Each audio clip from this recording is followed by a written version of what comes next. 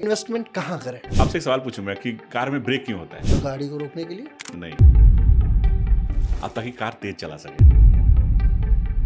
अगर आपकी गाड़ी में ब्रेक ना होना तो सब 40 पे ना चलाएं। क्या बात। तो जीवन में आप इन्वेस्टमेंट तब कर पाएंगे जब पहले प्रोटेक्ट रहेंगे। और प्रोटेक्शन क्या है? मिड कैप की बात हो रही थी, स्मॉल कैप्स की बात हो रही थी कि स्मॉल जो नई नई कंपनियां हैं, जो छोटा जिनका शेयर सस्ता है, वहाँ लगा सकते हैं। कैसे लगा सकते हैं सर ये पैसा? आप इसका मार्ग बताएं। लोग क्या करते हैं, जो खुद से निवेश करते हैं तो स्मॉल कैप में ही लगाते हैं। उनको लगता है कि 10 रुपए की चीज़ 100 की हो गई तो मैं 10 गुना पैसे बना लूँगा, लेकिन उनको पता नहीं है कि 10 रुपए की चीज़ जीरो भी हो जाती है। आज मैं इस पॉडकास्ट के माध्यम से नोएडा शहर की एक ऐसी चर्चित हस्ती को आमंत्रित किया हूँ जिसके माध्यम से आप ये समझ पाएंगे कि वास्तव में अपने धन को किस प्रकार आगे बढ़ाया जा सकता है। एक ऐसा युवा जो एक छोटे से राज्य से निकल के दिल्ली आता है, वर्ष 2000, पॉकेट में मात्र 100 रुपए, और कृष्ण की सेवा में लगता है। तन्मयता के साथ में कृष्ण की सेवा करना शुरू करता है और धीरे धीरे चलते हुए इन 25 वर्षों के अंदर पूरे विश्व के टॉप 200 क्लस्टर मेंबर्स में, क्लब मेंबर्स में शामिल होता है। Health is very important, also wealth is very important. Wealth is gone, nothing is gone. Health is gone, something is gone, but character is gone, everything is gone. जीवन का उद्देश्य क्या है? जीवन का उद्देश्य है हैप्पीनेस। अल्टीमेट गोल है खुशी और प्रसन्नता आपके शब्दों में। और उस अल्टीमेट गोल, खुशी, प्रसन्नता को पाने के लिए, आनंद को पाने के लिए आजकल जो सबसे महत्वपूर्ण हो गया वो है पैसा। मैंने कहीं पढ़ा था कि 5F ऑफ सक्सेस। स्वागत है मित्रों आज की इस पॉडकास्ट में। श्रीमान चितरंजन साहब का बहुत बहुत स्वागत है सर आपका। Thank you so much Shivam ji, मतलब आपने तो आत्मविभोर कर दिया। मित्रों आज मैं उस संदर्भ में बातें करूंगा जो आप वास्तविक स्वरूप में चाहते हैं। मैं जानता हूं कि आप चाहते हैं कि कैसे अपने शरीर को स्वस्थ रखते हुए अपने धन को भी आगे बढ़ाया जा सके। व्यक्ति कैसे धन अर्जित कर सकता है, दैट इज़ वेरी इंपॉर्टेंट। योग शिक्षक आज के समय में जिस चीज़ से सबसे ज़्यादा ग्रसित है वो है धन। निश्चित तौर पे पैसा नहीं आता है, और यदि पैसा आता भी है तो वो सिर्फ और सिर्फ एक सर्विस प्रोवाइडर के नाते अपने आप को बहुत बाधित पाता है। वो निश्चित एक सीमा तक कमा पाता है। मैं समझता हूँ 30,000, 40,000, 50,000 रुपये महीने तक में जाते जाते स्थितियाँ बिगड़ जाती हैं, क्योंकि 1 घंटे की कक्षा लेते लेते एक योग शिक्षक पूरी तरीके से थकता चलता चला जाता है, और 6 घंटे की क्लास के अंत में वो ये सोच पाने में पूरी तरीके से अक्षम है कि वो पैसे कहाँ से कमाए। आज मैं ऐसे ही एक बहुत प्रसिद्ध इन्वेस्टर साहब से बात कर रहा हूँ, जैसा मैंने आपको परिचय कराया है आदरणीय चितरंजन साहब से। सर मेरा प्रश्न आपसे सबसे पहले योग शिक्षकों के लिए ही है, न सिर्फ योग शिक्षक के लिए अपितु जिम ऑनर्स के लिए, जिम के तमाम ट्रेनर्स के लिए, या हर वो व्यक्ति जो एक्यूप्रेशर या अन्य माध्यम से या हेल्थ विज्ञान के माध्यम से पैसा प्राप्त करता है, कमाता है, ऐसे व्यक्ति के लिए धन बहुत ज़रूरी है। Health is very important, also wealth is very important. तो सबसे पहली टिप्पणी आपकी यही हो कि व्हाट इज़ वेल्थ। शिवम जी, सबसे पहले तो आपने जो इंट्रो में मेरा परिचय दिया, मैं बिल्कुल आत्मविभोर हो गया। मैं क्या ही बोलूँ आपको। आप जैसी शख्सियत अगर मेरा परिचय कराई, अपने पॉडकास्ट पे मुझे आमंत्रित किया, यही मेरे लिए सम्मान की बात है। आपने बोला वेल्थ और हेल्थ, 2 वर्ड दिए। बचपन में मुझे याद नहीं, शायद 4th या 5वीं क्लास में रहा होगा, तो एक फ्रेज पढ़ी थी हम लोगों ने, हेल्थ इज़ वेल्थ, और उसके साथ में एक और लाइन थी कि wealth is gone, nothing is gone, health is gone, something is gone, but character is gone, everything is gone. तो वेल्थ बहुत ज़रूरी है, लेकिन अगर वो खो भी जाए तो दोबारा प्राप्त किया जा सकता है। हेल्थ बड़ी मुश्किल से दोबारा प्राप्त किया जा सकता है, और कैरेक्टर शायद ही प्राप्त किया जा सके, ऐसा उसका नुकसान इतना बड़ा नुकसान है। और मैं जब आपसे मिलता हूँ तो वो ऊपर की 2 चीज़ें हैं हेल्थ और कैरेक्टर, मैं आपसे बहुत प्रभावित रहता हूँ। बहुत बहुत शुक्रिया आपका। मैं समझता हूँ कि आज चूँकि भावना से ग्रसित आज की बात होने वाली है, और भाव विभोर होकर ही चीज़ें आगे बढ़ेंगी, क्योंकि प्राण ऊर्जाएं एक साथ बैठी हुई हैं। आप वेल्थ को क्या आप चलिए, वेल्थ से आपसे तो बहुत मैंने आपके पॉडकास्ट देखे हैं, आप बड़ी डीप स्वास्थ्य पे और जीवन के मूलभूत चीज़ों पे बहुत काम करते हैं। तो मैं आपसे ऐसा एक काउंटर क्वेश्चन पूछता हूँ कि सर सक्सेसफुल जीवन क्या होता है? जीवन का उद्देश्य क्या है? देखिए हमारे योग शास्त्र वाले तो वास्तविक, मतलब मैं बहुत बहुत क्रिटिकली नहीं बोलता, बहुत सीधे सीधे बताता हूँ इसको कि जीवन का उद्देश्य है प्रसन्नता, हैप्पीनेस, है ना, और सेटिस्फैक्शन अल्टीमेट उद्देश्य होना चाहिए, चाहे वो साल्वेशन से आए या वो जीवन में रहते हुए आए। अल्टीमेट गोल है खुशी और प्रसन्नता, आपके शब्दों में। मैंने जहाँ भी पढ़ा है यही पढ़ा है, ठीक है। और उस अल्टीमेट गोल, खुशी, प्रसन्नता को पाने के लिए, आनंद को पाने के लिए आजकल जो सबसे महत्वपूर्ण हो गया वो है पैसा। बिल्कुल सही बात है। मैंने कहीं पढ़ा था कि 5F ऑफ सक्सेसफुल क्या है, मतलब आदमी के जीवन के 5 डायनेमिक्स अगर देखे जाएं जी, तो उसमें सबसे पहला है फिट फिट शरीर। रहना, फिट शरीर, राइट, मतलब एक फिटनेस आदमी की, और एक स्वस्थ शरीर is the key of success. Right, मतलब अगर आप सक्सेसफुल हैं तो पहली कंडीशन है कि आप फिट हैं कि नहीं है, ठीक है, जिस पे आप लोग काम करते हैं। बिल्कुल। मैं तहे दिल से धन्यवाद करता हूँ, आपने जो मुहिम, मतलब आईटी की नौकरी छोड़ के एक एसेंचर में नौकरी करने वाला युवा, कॉर्पोरेट में काम करने वाला युवा योग के क्षेत्र में काम कर रहा है और देश में नहीं पूरी दुनिया में काम कर रहा है। मैं देखता हूँ अक्सर आप विदेश में रहते हैं, तो फिट शरीर पहला कंडीशन है। पहला, जी, दूसरा कंडीशन है सर फैमिली। फैमिली, बचपन में हम जब जन्म होता है तब हमारे आसपास कोई फैमिली होती है, हमारे माँ बाप पहली सबसे नज़दीकी फैमिली का पार्ट होते हैं, उसका दादा दादी, ताऊ ताई, मामा मामी, नाना नानी, भाई बहन। धीरे धीरे फैमिली का स्वरूप बदलता है, जब हम युवा होते हैं फिर शादी होती है तो पत्नी हमारे फैमिली का सबसे नज़दीकी सदस्य होती है, फिर उसका माँ बाप कहीं थोड़े से दूर होते चले जाते हैं, फिर बच्चे आ जाते हैं फैमिली में, फिर थोड़ा और बढ़ता है तो बच्चों के बच्चे या वो फिर हम दादाजी वाले स्वरूप में आ जाते हैं। तो आपकी फैमिली मतलब एक फिट शरीर, दूसरा है फैमिली, हैप्पी फैमिली। तीसरा डायनेमिक्स है फाइनेंस, फाइनेंस, वेरी इंपॉर्टेंट, ठीक है, पैसा। आप अपने परिवार को और अपने शरीर को खुश रखने के लिए या पर्याप्त जो आप चाहते हैं वो करने के लिए सबसे जो अहम चीज़ है आज की डेट में, जी, उसमें से मैं नहीं कहूँगा सब कुछ वही है, बट अधिकांश चीज़ों की ज़रूरत आप पैसे से पूरी कर सकते हैं। तो तीसरा एस्पेक्ट है फाइनेंस। चौथा एस्पेक्ट है फ्यूचर। आप अपने आप को खुश तब पाते हैं जब आप देखते हैं कि मेरा फ्यूचर सिक्योर है। जी, और पांचवा एस्पेक्ट है फेथ, जो स्पिरिचुअलिटी और उसके ऊपर ले जाता है, जो आपको आप समाज में लौटाने की प्रवृत्ति आप में पैदा करता है, या आप देश के लिए समाज के लिए कुछ कर पाते हैं। तो इसमें मैं जो फाइनेंस वाला पार्ट है ना, आई थिंक उस पर मैं आपकी कुछ मदद कर सकता हूँ। बिल्कुल, बिल्कुल। सर, सबसे मौलिक बात ये है कि एक युवा है, एक योग शिक्षक है, वो तकरीबन 30 से 35 हज़ार अर्न करता है, बहुत मुश्किल से। चूँकि सन 2011 में रेंट था यदि ₹1000, तो 2012 में वो 10% बढ़ जाएगा, 2013 में बढ़ जाएगा, और ऐसे करते करते वो 1000 वाला रेंट 5000 तक परिवर्तित हो चुका है। परंतु योग शिक्षक की आय बाधित है, वो बढ़ा नहीं पा रहा है, और वो कितनी भी मेहनत कर ले, पहले भी 6 क्लासेस लेता था, आज भी 6 क्लासेस लेता है, इतने में उसकी शरीर डमाडोल हो जाती है, थक जाता है बेचारा। अंत आते आते वो सो जाता है, शयन कर लेता है शाम को, अगले दिन फिर सेम टू सेम चीज़ें कंटिन्यू कर रही है। वो वेल्थ जनरेट ही नहीं कर पा रहा है।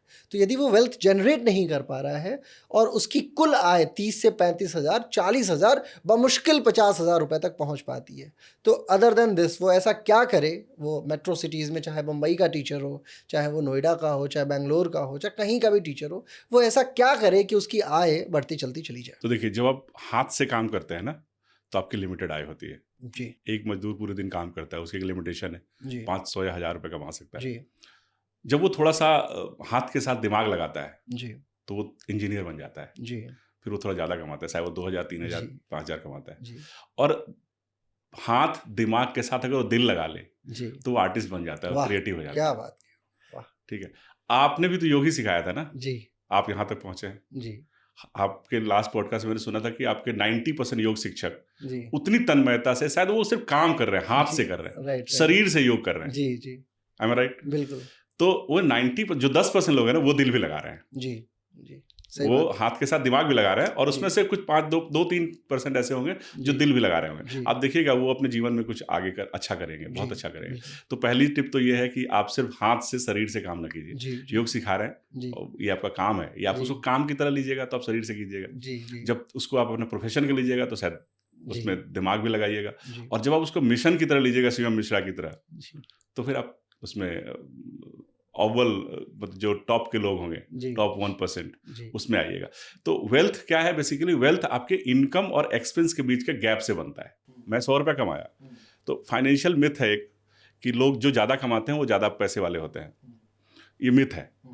ज़्यादा कमाने वाले ज़्यादा पैसे वाले नहीं होते। अगर मैं बताऊं कि मैं 1 लाख कमाता हूं और आप भी 1 लाख कमाते हैं, मेरा खर्चा 1 लाख है और आपका खर्चा 70,000 है, तो हमारे किसके अकाउंट में पैसे बचेंगे? ऑब्वियसली आपके अकाउंट में महीने के लास्ट में 30,000 होगा, और ये क्रम अगर 12 महीने चला तो आपके अकाउंट में 3-3.5 लाख रुपए होंगे साल के आखिर में। उसी को तो आप कहीं इन्वेस्ट कर पाएंगे। मैं शायद ज़्यादा अमीर दिखूंगा आपसे, मेरी लाइफस्टाइल थोड़ी आपसे अच्छी होगी, लेकिन मेरे अकाउंट में पैसे नहीं होंगे। लोग देख रहे होंगे कि मैं बहुत अच्छी गाड़ी में घूम रहा हूँ, बहुत अच्छे कपड़े पहन रहा हूँ, लेकिन मेरे अकाउंट में पैसे नहीं होंगे। वो सिर्फ मैं ही जानता हूँ, कोई नहीं जानता होगा। लेकिन अगर आप, ये क्यों हुआ, हम दोनों बराबर कमाते थे, लेकिन एक आदमी अमीर धीरे धीरे अमीर होता चला जाएगा और एक आदमी वहीं खड़ा रह जाएगा, सिर्फ इसलिए क्योंकि उसकी इनकम और एक्सपेंस में गैप है। तो अगर आपकी इनकम ज़्यादा नहीं हो रही तो आप खर्चे कम कीजिए, और अगर आप संभव है तो इनकम बढ़ाने पर ध्यान दीजिए। और ये युवा अवस्था में इनकम को बढ़ाने वाला ऑप्शन ज़्यादा अच्छा है बजाय कि खर्चे कम करने का। ठीक है, खर्चे तो एक लेवल से कम नहीं हो सकते, तो बेसिक नेसेसिटी की ज़रूरत है। आपने बताया कि 2000 में रेंट कुछ और था, 2010 में कुछ और, तो मैं एक एस्टेट्स देता हूँ आपको। हर 20 साल में हाउस होल्ड एक्सपेंस पे एक जीरो लग जाता है। मतलब आज 2025 में आपका घर अगर 20,000 में चलता है, वह 20,000 में नहीं चलता होगा, मान लीजिए 50,000 में चलता है, तो आज से 20 साल पहले 2005 में ये घर 50,000 से एक जीरो हटा दीजिए तो 5,000 में चलता होगा।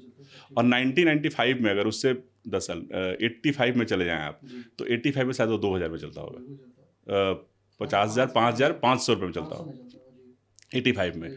तो ये हर 10 साल में 20 साल में एक जीरो लग जाएगा, तो 10 गुना, हर 20 साल में 10 गुना आपके खर्चे बढ़ने वाले हैं। तो आपके पास कोई ऑप्शन नहीं है इनकम बढ़ाने के सिवा, आपको इनकम पे बढ़ाने पे काम करना ही चाहिए। तो प्राइमरी सब जो आपने बोला, सबसे पहला ऑब्जेक्टिव किसी योग गुरु का होना चाहिए इनकम बढ़ाना, एथिकल तरीके से। तो यही वो योग गुरु कैसे करे, प्रश्न यही है कि उसके पास आय हो रही है, चूंकि वो सुबह उठा, गया कक्षा लेने, 1 कक्षा से लेके 5 कक्षाएं तक लिया, वापस आ गया। महीने के अंत में, चूंकि महीने की सेट इनकम भी नहीं है, कभी क्लाइंट 10 तारीख को पैसे दे देगा, कभी 20 को दे देगा, कभी 30 को देगा, वो सेट इनकम भी नहीं हो पाती है, तो वो इसी माया जाल में रह जाता है। अब अगर वो चाहे कि पैसे को किसी माध्यम से इन्वेस्ट करे, या एक लेमैन के तौर पे इन्वेस्ट करना चाहे, तो वो ऐसा क्या करे कि जो उसके पैसे को बढ़ाता चलता चला जाए। अदर देन, मान के चलिए यदि 50,000 रुपये वो कमा रहा है और उसका कुल खर्च उसका 50% है या 30% है, ठीक है, तो वो मान के चलिए 20,000 रुपये वो खर्च कर दे रहा है, स्टिल वो 30,000 बचा ले रहा है। यदि 50,000 कमाता है, तो यदि 30,000 कमाता है तो वो 10,000 खर्च कर दे रहा है, 20,000 वो अभी भी बचा ले रहा है। उन 20,000 को कैसे वो मल्टीप्लाई करे, क्योंकि सेव करते हुए बैंक में जाके यदि जमा कर देता है तो बैंक वाला तो निश्चित आपको पता ही है क्या ब्याज मिलता है, 2-3% ब्याज देते हैं ये लोग, वो भी सेविंग अकाउंट पे तमाम तरीके का ऑब्लिगेशन लगा के, फिर ATM का पैसा काट लेते हैं, चेकबुक का पैसा काट लेते हैं, वो जितना देते हैं उतना ही ले भी लेते हैं वापस से। हम ऐसा क्या करें योग शिक्षक के तौर पे कि हम पैसा लगाएं और वो पैसा बढ़ता चलता चला जाए, कहाँ इन्वेस्ट करें, शार्प इन्वेस्टमेंट क्या हो? तो एक अच्छी गुड न्यूज ये है कि आपके योग शिक्षक जितने लोग हैं वो सब कम युवा के हैं, कम एज कम उम्र के युवा हैं, युवा हैं जी। और पैसा बनाने का जो फॉर्मूला है वो है money into time into ROI। कितना पैसा आप लगा रहे हैं, राइट, कितनी देर के लिए लगा रहे हैं, और किस रेट पे लगा रहे हैं, rate of interest, rate ROI, मतलब उससे पैसा कितना मिल रहा है, कितना गेन कितना हो रहा है जी। तो दूसरा मिथ जो हम लोग फाइनेंशियल मिथ मैंने बताया आपको कि ज़्यादा कमाने वाला हर बार अमीर नहीं होता, ज़्यादा बचाने वाला अमीर होता है। दूसरा मिथ यह है कि पैसा ज़्यादा लगाने से आदमी अमीर बन सकता है। अच्छा, हाँ, इसका सही जो अर्थ है वो ये है कि पैसा लंबे समय तक जो लगा के रखेगा ना वो ज़्यादा अमीर बनेगा। तो आपके जो योग गुरु हैं उनके पास जो सबसे बड़ी पूंजी है वो है उनका समय। हाँ, सबके पास, क्योंकि ये पॉडकास्ट वो शायद 25 साल की एज में, 28 साल की एज में या 22 साल की एज में सुन रहे हैं। जी जी जी। जो चीज़ 45 साल की उम्र में आदमी को समझ में आती है, तो 45 साल से अगर वो रिटायरमेंट के लिए जोड़ रहा है पैसा तो उसके पास 15 साल होते हैं। लेकिन आपके एक 25 साल के युवा के लिए 35 साल है। तो अगर 1,000 रुपया कोई 15 साल सेव करे तो 15 साल में जो पैसा बनेगा और जो 25 साल से जो सेव करेगा 1,000, उससे कम 10 गुना ज़्यादा बनेगा। हाँ, तो कम भी बचाए लेकिन जल्दी शुरुआत करें और वो लंबे समय तक पैसा बचाए। क्या रुपये बचा सकते हैं एक युवा एक महीने? अगर आप 50,000 रुपये बोले कि युवा 50,000 कमाता है तो 50,000 रुपये में से अगर वो 35,000 रुपया बचाए, हालांकि मुश्किल लग रहा है, मैं एक स्टेट्स के लिए बता रहा हूँ, अगर वो आज अपने सारे खर्चे को, मतलब योगी की तरह जीवन जिए, 15,000 में अपने खर्चे कर ले और 35,000 रुपये बचाए, 25 साल की उम्र से पता है 60 साल की उम्र तक बचाएगा, कितने पैसे बचेंगे उसके? कैलकुलेट करना पड़ेगा, लगभग 1-1.25 करोड़ बचाएगा। पता कितने पैसे होंगे? 60 करोड़ हो सकता है। अच्छा, ये 35,000 के हिसाब से बचाते हुए सर 60 करोड़ एक बिजनेस में नहीं बचा पाता, इन्वेस्ट नहीं कर पाता, कॉर्पस नहीं होता। मैंने 35,000 बहुत ज़्यादा बोला, स्ट्रेच करके बोला। इसको आप आधा कर दे तो आधा 30 करोड़ बन सकता है। ठीक है, अब अगर उसको देखिए उम्र के साथ साथ उसकी इनकम बढ़ेगी। 25 साल की एज में अगर 50,000 कमाता है और वो 35,000 बचाता है तो उसने 15,000 बचाया, 15,000 खर्च किया। अगर 2 साल बाद उसकी इनकम बढ़ के 50 की जगह 70 होती है तो उसके पास जो एक्स्ट्रा पैसा बचेगा ना, तब वो लग्जरी जीवन शुरू करे। तो वो जो 15,000 खर्च कर रहा था उसकी जगह 25,000 खर्च करे। जैसे से इनकम बढ़े फिर वो खर्चे बढ़ाए। हम लोग क्या करते हैं, हम सोचते हैं कि जब ज़्यादा इनकम होगी तब हम बचत बढ़ाएंगे। नहीं, बचत को प्रायोरिटी पे लीजिए। 2 फार्मूला है, एक है save income minus expense equal to saving. हम कमाते हैं, खर्च करते हैं, फिर सोचते हैं कि जितना पैसा बचेगा वो बचा लेंगे। ये हमेशा जीरो ही होता है। इसका एग्जांपल मैं ऐसे देता हूँ कि मेरे बचपन में दादी रोटी बनाती थी। अक्सर सुबह में जो रोटी बनती थी उसमें पहली 2 रोटियों में हल्दी लगती थी और वो गाय को खिलाई जाती थी। गाय को नियमित रूप से वो 2 रोटी हम लोग जाके खिलाते थे। कोई भी घर में जो बच्चा होता था वो ले जाके गाय को खिलाता था। वही खाना बचने के बाद जब खाना सब लोग खा लेते थे तो जो बच जाता था वो बैल को या कुत्ते को खिलाया जाता था। कभी उसको मिलता था, कभी नहीं मिलता था। अरे अग्री, आप भी जिस पृष्ठभूमि से हैं आप जानते हैं कि पूरी तरह तो क्योंकि वो खाने से बचाया हुआ पहले वो गाय के लिए निकलता था, वो पहले निकल जाता था, तो वो नहीं मतलब वो उसको गाय को मिलता ही मिलता था। लेकिन कई बार खाना बचता है, कई बार नहीं बचता। तो जब हम पैसा कमाते हैं और सोचते हैं खर्च करेंगे और उसका पैसा बच जाएगा तो हम उसको इन्वेस्ट करेंगे, कई बार वो बचता है, कई बार नहीं बचता है। तो बस इसको थोड़ा चेंज करना है। Income minus expense equal to saving नहीं करना है, सेविंग को पहले लाना है। आप देखिए कोई जो लोग कॉर्पोरेट में नौकरी करते हैं या जो लोग सरकारी नौकरी करते हैं उनकी सैलरी से पहले पीएफ कटता है, हाँ, उसके बाद उनको सैलरी दी जाती है। उसमें से बचने के चांसेस कम है क्यों, लेकिन वो पीएफ जरूर बचता है। तो प्राइवेट नौकरी जहां पीएफ नहीं कटता है उस आदमी का रिटायर, अच्छा वो भी उतने ही पैसे कमा रहा होता है लेकिन उसके रिटायरमेंट में उतने पैसे नहीं होते जितने सरकारी नौकरी वालों को बचते हैं, क्योंकि उसकी पहली सैलरी की पहली तनख्वाह से, मतलब पहली नौकरी की पहली तनख्वाह से भी एक परसेंटेज ऑफ इनकम कट के जमा हो जाता है, जिससे उसका बुढ़ापे में एक अच्छा खासा वेल्थ मिलता है। सरकारी नौकरी करने वालों को नौकरी करने के दौरान भले जिंदगी कैसी भी रही हो लेकिन बुढ़ापा बहुत शानदार होता है क्योंकि पहले दिन से कटा। तो सेव इनकम माइनस सेविंग, एक तय कीजिए कि मुझे इतना पैसा सेव करना है और शुरुआत में ज़्यादा बचाइए। लोग गलती क्या करते हैं, शुरुआत में थोड़ा बचाते हैं और फिर थोड़ा बचा के फिर उसको खर्च कर देते हैं, फिर बचाना शुरू करते हैं। ये साइकिल से आप अमीर नहीं बनेंगे। देखिए जीवन जी लेंगे और सब कोई जी रहा है दुनिया में, पूरी दुनिया का वेल्थ का लगभग 95% वेल्थ 5% लोगों के पास है। क्यों है? क्योंकि वो कर लेते हैं जो हर आम आदमी करना नहीं चाहता। पैसा बचाना एक मुश्किल काम है, योग करना एक मुश्किल काम है, सुबह उठना एक मुश्किल काम है, पढ़ाई करना एक मुश्किल काम है, और दुनिया में जितने अच्छे रिजल्ट्स होते हैं इन्हीं मुश्किल काम करने से आते हैं। तो मैं किसी को बोलूँ कि आप 15,000 50,000 कमाने वाले 25,000 35,000 बचाओ तो मुझे गालियाँ पड़ेंगी इसी पॉडकास्ट पे। लेकिन अगर आपको अमीर बनना है, वेल्दी बनना है, तो ये करना पड़ेगा। बिल्कुल सही बात है। अच्छा एक चीज़ और मैं इसमें जस्ट सपोज कीजिए कि मान लीजिए मैं 50,000 रुपये कमाया और मेरा कुल खर्च जो है वो तकरीबन ऑन एन एवरेज रेंट निकाल दिया हमने 10,000 रुपये, 10,000 रुपये हमने भोजन पे निकाल दिया, 10,000 रुपये घर पे भेज दिया और हमने 20,000 रुपये बचाया। 20,000 रुपये में भी 5-6 हज़ार रुपये हमने इधर उधर खर्च कर लिया, 15-20 के आसपास हमारा रेशियो बचा। अब जब हमारे पास 15,000 का रेशियो बचा या हम 15,000 के रेशियो को बचा पाने में सक्षम हैं, तो उन 15,000 रुपयों को हम कहाँ लगाएं? क्योंकि हमारा योग शिक्षक ये नहीं जानता कि शेयर मार्केट क्या होती है, हमारा योग शिक्षक ये नहीं जानता कि हम किस दिशा में उस पैसे को कहाँ लगाएं। एंड ऑफ द पॉइंट वो गूगल पे जाता है और पॉलिसी बाज़ार को खोल लेता है, उसके पास वही एक दिखाई देता है और उसमें भी वो शॉर्ट लिस्ट नहीं कर पाता। पॉलिसी बाज़ार वाले तुरंत फ़ोन करते हैं कि सर आप ये ले लो, जैसा उनको टारगेट दिया जाता है। मैंने कई बार ये प्रयास किया, गूगल पे गया मैं अलग अलग लैपटॉप या नंबर्स के माध्यम से और पॉलिसी बाज़ार को अपना अलग अलग नाम लिखा और नंबर लिखा और सेम चीज़ें मैंने सर्च की और अलग अलग नंबर्स पे अलग अलग लोगों का कॉल आया और सबने अलग अलग बेचा। कोई पंजाब का मेटलाइफ बेचना चाहता है, कोई चाहता है कि वो स्टार का वो बेचते, कोई चाहता है कि किसी नहीं सर यही सबसे अच्छा है, इसका कॉर्पस बहुत अच्छा है, इसका रिटर्न बड़ा अच्छा है, इसमें रिस्क बहुत कम है, ये वो तमाम चीज़ें। तो मैं कन्फ्यूज़ हो गया और मैं आज तक नहीं ले पाया पॉलिसी बाज़ार से। हमारा योग शिक्षक ये जानना चाहता है कि उसके पास मतलब आपको देने के लिए हर महीने 10,000 रुपये हैं, माने आपको देने के लिए हैं। अब आप उन पैसों को यदि 5 साल के लिए मैं आपको दूँ 10-10 हज़ार रुपये हर महीने, 5,000 रुपये मैं हर महीने आपको दूँ, बहुत छोटी-छोटी बातें करते हैं कि 5,000 रुपये मैं आपको हर महीने देता हूँ। किसी भी जैसी मार्केट चल रही है, चूँकि आपने देखा है कि इस समय डोनाल्ड ट्रंप का क्या इशू चल रहा है। मार्केट किसी भी परिस्थिति में और किसी भी करवट बैठे पैसा सेफ रहे, रिस्क ना हो, क्योंकि रिस्क नहीं लेना चाहता आज का व्यक्ति। वो पहले भरोसा बिठाना चाहता है, रिस्क भी ले लेगा लेकिन वो पहले भरोसा बिठाना चाहता है। 5,000 रुपये वो आपको हर महीने देता है। बहुत प्रैक्टिकल बातें मैं करता हूँ। हर महीने वो 5,000 दे रहा है और वो 5 साल क्या 10 साल 20 साल तक दे सकता है आपको, या 10 साल तक ले लीजिए या 5 साल ले लीजिए आप। 5,000 रुपये को 5 साल तक देता है, यानी 12 पंजे 60, 6 पंजे 30, 3 लाख रुपए वो आपको देगा 5 वर्ष के अंदर।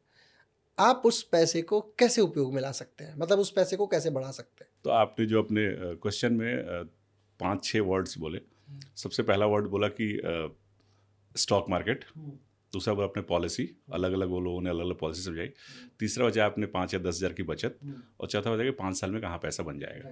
ठीक है, तो देखिए, अगर मैं आपसे बोलूं कि पैसा बचाना ही क्यों है, पहले पैसा बचाना क्यों है वो इम्पोर्टेंट है।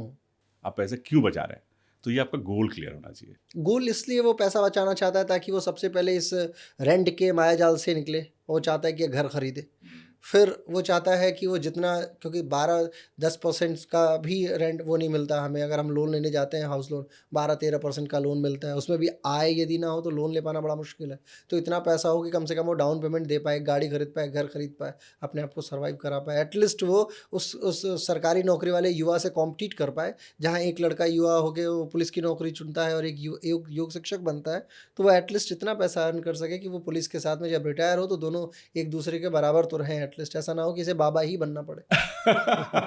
हाँ, योग शिक्षक के हाँ, नाम बोलने से ऐसा लगता है कि इसका भविष्य ऐसा ही हाँ, होगा। Right right. नहीं, एक योग गुरु भी बहुत पैसे वाला बन सकता है, बहुत धन अर्जित कर सकता है जी और बहुत समृद्ध बन सकता है। जी। तो और उसमें इसमें बड़ी चीज़ ये ईमानदारी से, ईमानदारी से, क्योंकि आप यहाँ आज पॉडकास्ट पे बैठे हैं और ये जितने भी योग शिक्षक देख रहे हैं, ये नंबर 2 के काम किए हुए योग गुरुओं को भी जानते ही होंगे, मैं नाम नहीं लेता हूँ।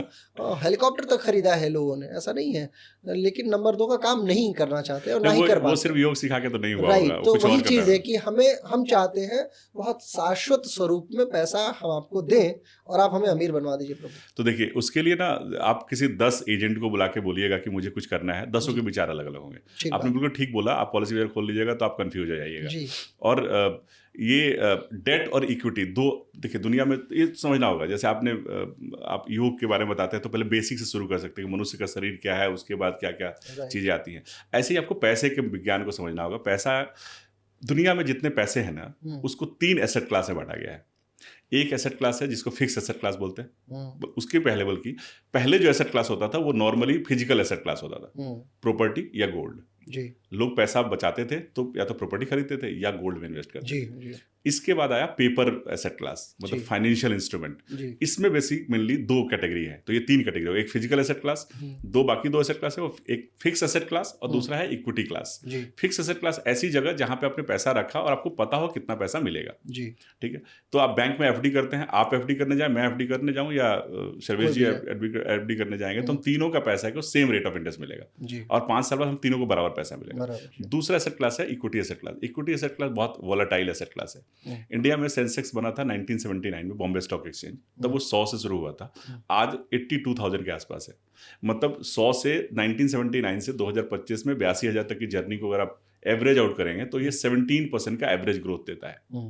ठीक है, लेकिन हर आदमी को 17% नहीं मिला है। अच्छा, किसी ने 20% कमाया, किसी ने 30% कमाया और किसी ने 2-3% कमाया और किसी ने लूज किया है। लूज किया। मतलब पिछले साल का डेटा है, सेबी कहता है अपने रिपोर्ट में कि 90% लोग जो ट्रेडिंग करते हैं, एफएनओ, फ्यूचर एंड ऑप्शन, बहुत सारे उसमें कलाकारी लोग करते हैं पैसे बनाने के लिए, उसमें से 90% लोग लूज किए हैं पैसा और सिर्फ 10% लोगों में से 5% लोग हैं जिन्होंने 1 लाख से ज्यादा कमाया। मैं इसको थोड़ा सिंपल होकर बता देता हूँ, जो शिक्षक चूंकि नहीं समझ पाएगा, कि आप सेंसेक्स में जैसे पैसे लगाते हैं उनकी बात हो रही है कि यदि आप पैसा लगाते हैं बाजार में तो कोई आवश्यक नहीं है कि आपको पैसा मिलेगा ही। साहब वही कह रहे हैं कि 90% लोगों ने अपना पैसा हारा ही है, वो भी जो बहुत तिगड़म जानता है वो तिगड़म लगा के ही पैसा बना पाया। यानी सेंसेक्स मार्केट में जाके पैसा लगा देते हैं और यदि लगा भी देते हैं, सपोज किया कि आप नहीं लूज़ करते हैं, तो मैक्सिमम जो एवरेज आता है वो 17% का आ सकता है, उसके पार आप नहीं जा सकते। यानी 100 रुपये आपने लगाया तो 117 रुपये आपका बनेगा अगले वर्ष के अंदर। यही बात है। और ये पिछले 30 वर्षों जब मैं 17% की बात करता हूँ ना, तो कई बार लोग ये सोचते हैं कि मैंने 100 रुपये लगाया, अगले साल 117 हो जाएगा,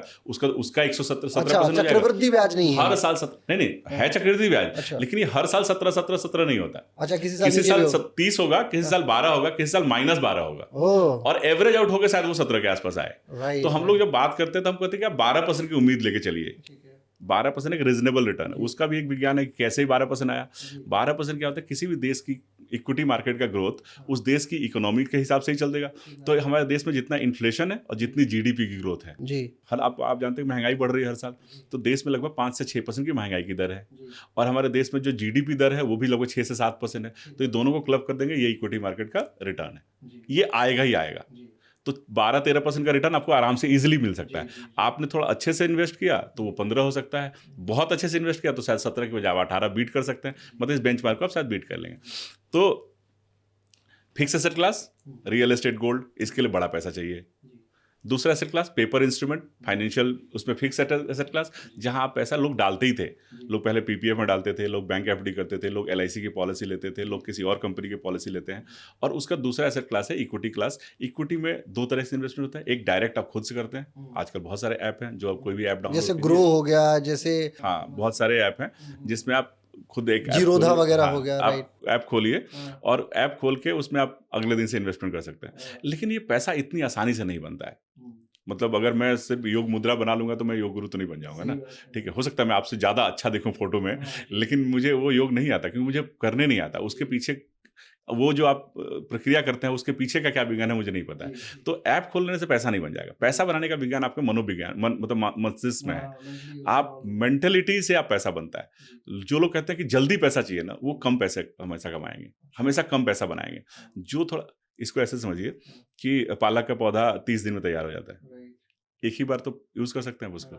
नींबू के पौधे को शायद 2 या 3 साल लगता है, लेकिन वो 2-3-5 साल तक फल देता है। आम के पेड़ को 15-20 साल लगता है, लेकिन वो सदियों तक, मतलब सालों तक फल देता है। तो आपको छोटा पैसा बनाना है तो आप 5 साल बना लेंगे। आप 5,000 बचाइए और हर साल 5 साल में लगभग 3 लाख आप बचाएंगे। हो सकता है वो 3.5-4 लाख रुपया, 5 लाख रुपए के आसपास बन जाए। 3 लाख का 5 लाख हो जाएगा, बहुत अच्छा इन्वेस्ट किया तो। लेकिन उस 5 लाख से आपकी कोई जरूरत, कौन सी जरूरत पूरी हो जाएगी? या तो आप गाड़ी ले लेंगे, घर का डाउन पेमेंट कर लेंगे, यही तो कर लेंगे। वेल्थ नहीं बनेगा। वेल्थ बनाने के लिए आपको थोड़ा एफर्ट करना पड़ेगा। कोई भी चीज़, मुझे फिट रहना है तो मुझे कम मेहनत करना पड़ेगा अपने शरीर पे, लेकिन मुझे अगर मसल बनाना है तो और ज़्यादा मेहनत करना पड़ेगा ना। तो पहले तो फिट होइए, उसके बाद मसल बनाने की प्रक्रिया। तो आपने जैसा बोला कि अगर मैं पैसे बचाऊं, तो मैं एक एग्जाम्पल देता हूँ कि अगर कोई आदमी 10,000 बचाना शुरू करे और 10 साल तक बचाए तो कितना बचाएगा? 1 साल में 1,20,000, 10 साल में 12 लाख बचाएगा। उसके 10 साल बाद अगर 17% का इक्विटी ने रिटर्न दिया, 12% हम मान के चलते हैं आता है, हम एक एवरेज लेते हैं 15% रिटर्न आया। अगेन इट्स अ डिस्क्लेमर कि 15% ही आएगा, कोई जरूरी नहीं है। लेकिन अगर इक्विटी में उसने निवेश किया और 15% रिटर्न आ गया तो 10 साल में पता है कितना पैसा होगा? 12 लाख रुपया, लगभग 26 लाख होगा। लेकिन अगर वही निवेश वो 10 साल और कंटिन्यू करता है तो वो 12 की जगह 24 लाख बचाएगा। फिर पता है 26 का 52 नहीं होगा, पता कितना होगा? 1,30,00,000 होगा। लोग यही गलती करते हैं कि 10 साल तक सेव किया, 12 लाख का 26 लाख हो गया, निकाल लिया, और फिर 10,000 का सेव किया, अगले 10 साल में 12 लाख बचाया, फिर 26 लाख हुआ। तो उसने बचाया 24 ही लाख, लेकिन मिला कितना? 26, 26, 52। एक आदमी कंसिस्टेंट रहा 20 साल तक तो उसको कितना मिला? 1,30,00,000। माने डिसिप्लिन। मित्रों, इन्वेस्टमेंट में जो सबसे पहली चीज़ जो समझ में आती है वो है डिसिप्लिन्ड होके आपको पैसा लगाना है। जैसे हर महीने आप रेंट देते हैं, जैसे हर महीने आप खाना खाने के लिए खर्च करते हैं, वैसे ही यदि आप सेव करना चाहते हैं तो सबसे पहले 20 वर्षों के लिए तो डिसिप्लिन्ड हो जाइए, एक नियत धनराशि के साथ। तो ये जो अभी हमने बात करी ये थी इन्वेस्टमेंट। इन्वेस्टमेंट से पहले जो हम बात कर रहे थे सेव कर रहे थे, सेव का मतलब होता है बचत। तो पहले आपको बचत करना सीखना होगा। पहली प्रक्रिया है बचत करना। योग करने के लिए सबसे पहली जो कंडीशन है वो सुबह उठना सीखिए, सूर्योदय देखिए। पहले वो आदत पड़ जाए, फिर उसके बाद धीरे धीरे कम से कम पोस्चर में बैठना शुरू कीजिए, उसका धीरे धीरे। तो जैसे आपके यहाँ हेल्थ और वेल्थ, मुझे लगता है दोनों पैरेलल है। मतलब जो जो चीज़ें एक हेल्थ के लिए जरूरी है ना, एक अच्छे हेल्थ के लिए, वही चीज़ें मुझे लगता है वेल्थ बनाने के लिए जरूरी है। बिल्कुल, मैं देख रहा हूँ अभी iPhone 17 आया हुआ है मार्केट में। हर वो व्यक्ति जिसके पास अच्छा फ़ोन है वो पुरजोर कोशिश कर रहा है कि जाके iPhone ले ले, ख़रीद ले। चाहे वो 1,80,000 का फ़ोन उन्हें ब्याज पे लेना पड़ रहा है, उसे उधार लेके ख़रीदना पड़ रहा है, लेकिन पता नहीं कौन सी बड़े आदमियत है, पता नहीं किस तरीके की विचारधारा है, लोग उधार पे जाके और वो अपना iPhone खरीदते हैं। सर ये बिल्कुल वैसे ही है। आईफोन उतना ही खतरनाक है, उतना ही नुकसानदायक है एक वेल्थ बनाने वाले की जर्नी में, जितना खतरनाक है एक हेल्थ बनाने वाले की जर्नी में मोमोज, बर्गर, पिज्जा और ये चाउमीन। वो आप आदमी रोक नहीं पाता है। 3 दिन तक अगर वो लगातार देख लेना तो एक दिन खा ही लेगा। तो ऐसा ही है, अगर आप पैसा बना रहे हैं और आपने थोड़ा पैसा जोड़ा और फिर आईफोन का ये ऑफर लॉन्च हो गया कि या बिग बिलियन सेल एक आ गया या कुछ, तो फिर आप रोक नहीं पाते, आप उधर भटक जाते हैं। तो 4 दिन का जो आपने जो शुद्ध मन से शुद्धता की थी, मतलब ये है कि 1 गिलास गंगा जल में 1 बूंद नाले का पानी डाला और पूरा गंगा जल खराब, राइट? यही बात है। ये बहुत बड़ी बात कही है सर ने, आपको ये समझना होगा। कंसिस्टेंसी और डिसिप्लिन कंसिस्टेंसी बहुत ज़रूरी है सफलता के किसी भी आयाम में। यदि आप कंसिस्टेंट नहीं है और डिसिप्लिन नहीं है तो आप समझ लीजिए एक अठन्नी आप नहीं बचा पाने वाले, और जीवन पर्यंत चाय वाला आ गया, दूध वाला आ गया, योगा वाला आ गया, यही बने रहेंगे आप। यदि आप चाहते हैं कि आपको सम्मान मिले, चूँकि ये दुनिया सम्मान इसी आधार पर देती है कि आप शानदार पहन के जाएँ, शानदार तरीके से बोलें, शानदार योग कराएँ और सामने वाले व्यक्ति के आयाम को आप पूरी तरीके से स्थापित कर पाएँ, अदर दैन योगा टीचर। देखिए, मैं बहुत नैसर्गिक बातें करता हूँ, बहुत आवश्यक बातें करता हूँ, क्योंकि ये सत्य है कि इस समय पैसे की आवश्यकता हर व्यक्ति को है। इसी क्रम में हम अगला सवाल भी लेते हैं साहब। मैं ये जानना चाहता हूँ कि ये इन्वेस्टमेंट कहाँ करें? हाँ, ये बहुत अच्छा बोले। तो मैं उस पे आ रहा था कि सेविंग और इन्वेस्टमेंट के बीच का एक कुछ लेयर है। तो पहले तो बचत करना सीख लिया, ठीक है। इन्वेस्टमेंट करना है, जी। उससे ही पैसा बनेगा। जी। इन्वेस्टमेंट के सिवा दूसरा कोई चारा नहीं जिससे आप पैसा बना सकें। अच्छा। लेकिन ये बचत करने के बाद और सेविंग करने से पहले बीच में कुछ करना है। अच्छा, हाँ, क्या है? वो क्या करना है? वो करना है प्रोटेक्शन। आप कोई बिल्डिंग बनाते हैं, हमें जो घर दिखता है उसका इंटीरियर दिखता है, जी। लेकिन जो सबसे इम्पोर्टेंट चीज़ है वो है इसका पिलर। Right, right. और किसी भी फाइनेंशियल वेल्थ के पीछे जो एम्पायर है, जी। उसके पीछे जो 2 सबसे इम्पोर्टेंट चीज़ है वो है हेल्थ और लाइफ राइट। का रिस्क। मतलब जीवन में आप कुछ अच्छा करें उससे पहले आप साइकिल चलाते हैं, जी। आप मोटरसाइकिल चलाते हैं, आप कार चलाते हैं, तो सेफ्टी आपको आपसे एक सवाल पूछूँ मैं कि कार में ब्रेक क्यों होता है? और गाड़ी को रोकने के लिए? नहीं, हुँ। आप ताकि कार तेज़ चला सकें। अच्छा, हाँ, बिल्कुल ठीक बात है। एक्चुअली आपने सही आंसर दिया कि जी, कार में ब्रेक इसलिए होता है कि ताकि आप गाड़ी को रोक सकें। जी। लेकिन वो रोकने की ज़रूरत क्यों है? ये कॉन्फिडेंस रहे, अगर कार में ब्रेक है ना, तो जी। आप कार को 60 की जगह 100 पे चला सकते हैं। आपको पता है मेरी गाड़ी में ब्रेक है। आहाहा! अगर आपकी गाड़ी में ब्रेक ना हो ना, तो सब 40 पे ना चलाएँ। क्या बात! सही बात। अगर सिर्फ ब्रेक को हटा दिया जाए, तो जीवन में आप इन्वेस्टमेंट तब कर पाएँगे जब पहले प्रोटेक्ट रहेंगे। बिल्कुल। और प्रोटेक्शन क्या है? मैंने पैसा बचाया ₹10,000 और 6 महीने में 60,000 का 70,000 हो गया, 80,000 हो गया, 90,000 हो गया जी। और मेरे घर में कोई बीमार पड़ गया, सब पैसा गया। वो सारा पैसा निकल जाएगा। ठीक है बात। तो मुझे कुछ हो गया, मैं 100 करोड़ बनाने निकला था, जी। 4 साल बचाया और अचानक से एक दुर्घटना हुई। मेरे एक मित्र हैं, अभी प्रयागराज जा रहे थे वो कुंभ में, जी। और उनके बेटा गाड़ी चला रहा था हुँ। और वो गाड़ी ट्रक में, मतलब थोड़ा वो रोशनी कम रही होगी, सामने एक ट्रक जी। खराब लगा हुआ था और वो ऑन स्पॉट 3 लोगों की डेथ हो गई। जिसमें एक युवा, उनके घर का सबसे कमाने वाला आदमी भी था, एक उनकी माँ या पत्नी थी और एक और बालक था छोटा। तो आप वेल्थ बनाने निकले हैं 100 करोड़ की जर्नी, लेकिन ये जर्नी बनेगी बस 10 साल, 15 साल, 20 साल, 30 साल में। लेकिन अगर कल कुछ हो गया, तो जो ब्रेड विनर है, जो घर के कमाने पैसा लेके आता है, जी। उस आदमी को कुछ हो गया तो ये तो सारा जर्नी खत्म हो गया ना, खत्म हो गया। सारे सपने उसी के साथ खत्म हो गए। इंश्योरेंस वो चीज़ करता है कि सपने की गारंटी पहले दिन देता है। हुँ। मुझे 1 करोड़ बनाना है, हुँ। ठीक है? तो मैं पहले 1 करोड़ का इंश्योरेंस ले लूँ। हुँ। मैं उसको आऊँगा क्रमवार कि कौन सा लेना चाहिए, क्या जी, लेना जी, चाहिए। जी, जी। लेकिन मैं एक बेसिक कॉन्सेप्ट बता रहा हूँ कि मैं 1 करोड़ बनाना चाहता हूँ। हुँ। तो ये 1 करोड़ बनेगा या नहीं बनेगा, ये दो चीज़ें हैं ना? जी। बन भी सकता है, नहीं बन सकता है। लेकिन ऐसा क्या करूँ कि बन ही जाए, बने ही बने? हुँ। उसके लिए है एक इंश्योरेंस पॉलिसी। हुँ। मैंने 1 करोड़ का इंश्योरेंस ले लिया। अब मगर मुझे कुछ हो भी जाएगा तब भी मैं नहीं बनूँगा तो मेरी पत्नी बनेगी, मेरा बच्चा बनेगा, ठीक है? अगर मुझे कुछ नहीं हुआ, तो मैं तो बनने ही वाला था। जी। मैं तो उसके लिए काम कर ही रहा था, इन्वेस्टमेंट कर ही रहा था, तो बन ही जाता। लेकिन अगर मैंने इंश्योरेंस कर लिया तो ये श्योर है कि डबल श्योर हो गया। जी। तो पहले तो इंश्योरेंस में एक है लाइफ इंश्योरेंस। आपका लाइफ बहुत प्रीशियस है, आप दोबारा इस धरती पे शायद आए या ना आए, लेकिन आपने जो सपने बुने हैं, आपसे देख के जो आपके परिवार ने, आपको देख के जो आपके परिवार ने सपने बुने हैं, वो पूरे हो, उसके लिए इंश्योरेंस लेना जरूरी है। तो सबसे पहले take a life insurance policy, बाजार या कोई भी हो, आपके लिए ना आप एक कोई सही मार्गदर्शक, सही मेंटर, सही एडवाइजर, सही एजेंट चुन सकते हैं जो आपको चूंकि आपके लिए वो नई फील्ड है। आप पॉलिसी में जाएंगे तो आपको हर पॉलिसी अट्रैक्टिव लगेगी। ऐसे ही जैसे मैं साड़ी खरीदने गया तो मुझे लाल, पीली, हरी, नीली दिखती है, लेकिन मेरी बीवी को पता है कौन सी साड़ी खरीदनी होती है। योग शिक्षकों के लिए बहुत बड़ा रिस्क है। मोटरसाइकिल से निकलते हैं सुबह-सुबह, कई बार हेलमेट, मतलब बाल सर से ना चला जाए इसलिए हेलमेट भी नहीं लगाते हैं, और मेरे सामने न जाने कितने योग शिक्षकों की मृत्यु हो चुकी है। नोएडा का ही एक योग शिक्षक पिछले वर्ष मरा। एक योग शिक्षक अभी भी वियतनाम की जेल में है, सिर्फ़ इसलिए क्योंकि उसने एक व्यक्ति के साथ उसका एक्सीडेंट हो गया था और वियतनामी गवर्नमेंट ने उसे दोषी पाया। ऐसे तमाम तरीके के लोग हैं, कई सारे योग शिक्षक हैं जो आत्महत्या कर लेते हैं, इस तरीके की परेशानियाँ आती हैं। ऐसे में योग शिक्षकों के हित के लिए ये बहुत ज़रूरी है कि सेविंग से पहले आप इंश्योर्ड हो जाइए, ताकि आपकी डिपेंडेंसी या आप पे डिपेंडेंट जितने लोग हैं, एटलीस्ट वो आपके प्रति आश्वस्त रहें। आप अपने जीवन में समाधि प्राप्त कर लीजिएगा, बहुत समय है, लेकिन अपनी डिपेंडेंसी को एटलीस्ट इंश्योरेंस के माध्यम से या अन्य तमाम माध्यमों से जो हम पूछ रहे हैं आदरणीय सर से, वो आप समझ लीजिए, जान लीजिए कि क्यों इंश्योरेंस बहुत ज़रूरी है। सर, यही बड़ा महत्वपूर्ण प्रश्न है, आप आगे कंटिन्यू करें कि इंश्योरेंस क्या, क्यों, कब, कैसे? तो इंश्योरेंस के मतलब 2-3 पैरामीटर बताता हूँ। एक तो इंश्योरेंस होता है कि इंश्योरेंस ऑफ एक्सपेंस। मेरे घर का परिवार मेरे इनकम पे जुड़ा हुआ है, मतलब उस पे आश्रित है, तो इतना इंश्योरेंस तो होना ही चाहिए कि मुझे कुछ हो तो मेरे परिवार को बेसिक नीड के लिए कहीं जाना ना पड़े। तो मेरे घर की जरूरत अगर 20,000 महीने की है, या लेट्स से 50,000, इस शहर में रहते हैं हम लोग, 50,000 महीने का खर्चा है, तो साल भर का खर्चा लगभग 6 लाख हुआ। तो मेरा पास अगर इतना इंश्योरेंस हो जिसके इंटरेस्ट से 6 लाख मिल जाए, अगर मैं 1 करोड़ का इंश्योरेंस करा लूँ तो मेरे उस 1 करोड़ को मेरी पत्नी कहीं ले जाकर किसी बैंक में एफडी भी कर देंगी तो उससे 6%, 6 लाख रुपए आएगा, महीने का 50। तो उनको अपनी बेसिक नीड के लिए किसी के आगे हाथ नहीं फैलाना पड़ेगा। ये प्राइमरी लेवल ऑफ इंश्योरेंस हुआ। दूसरा इंश्योरेंस है इंश्योरेंस ऑफ इनकम।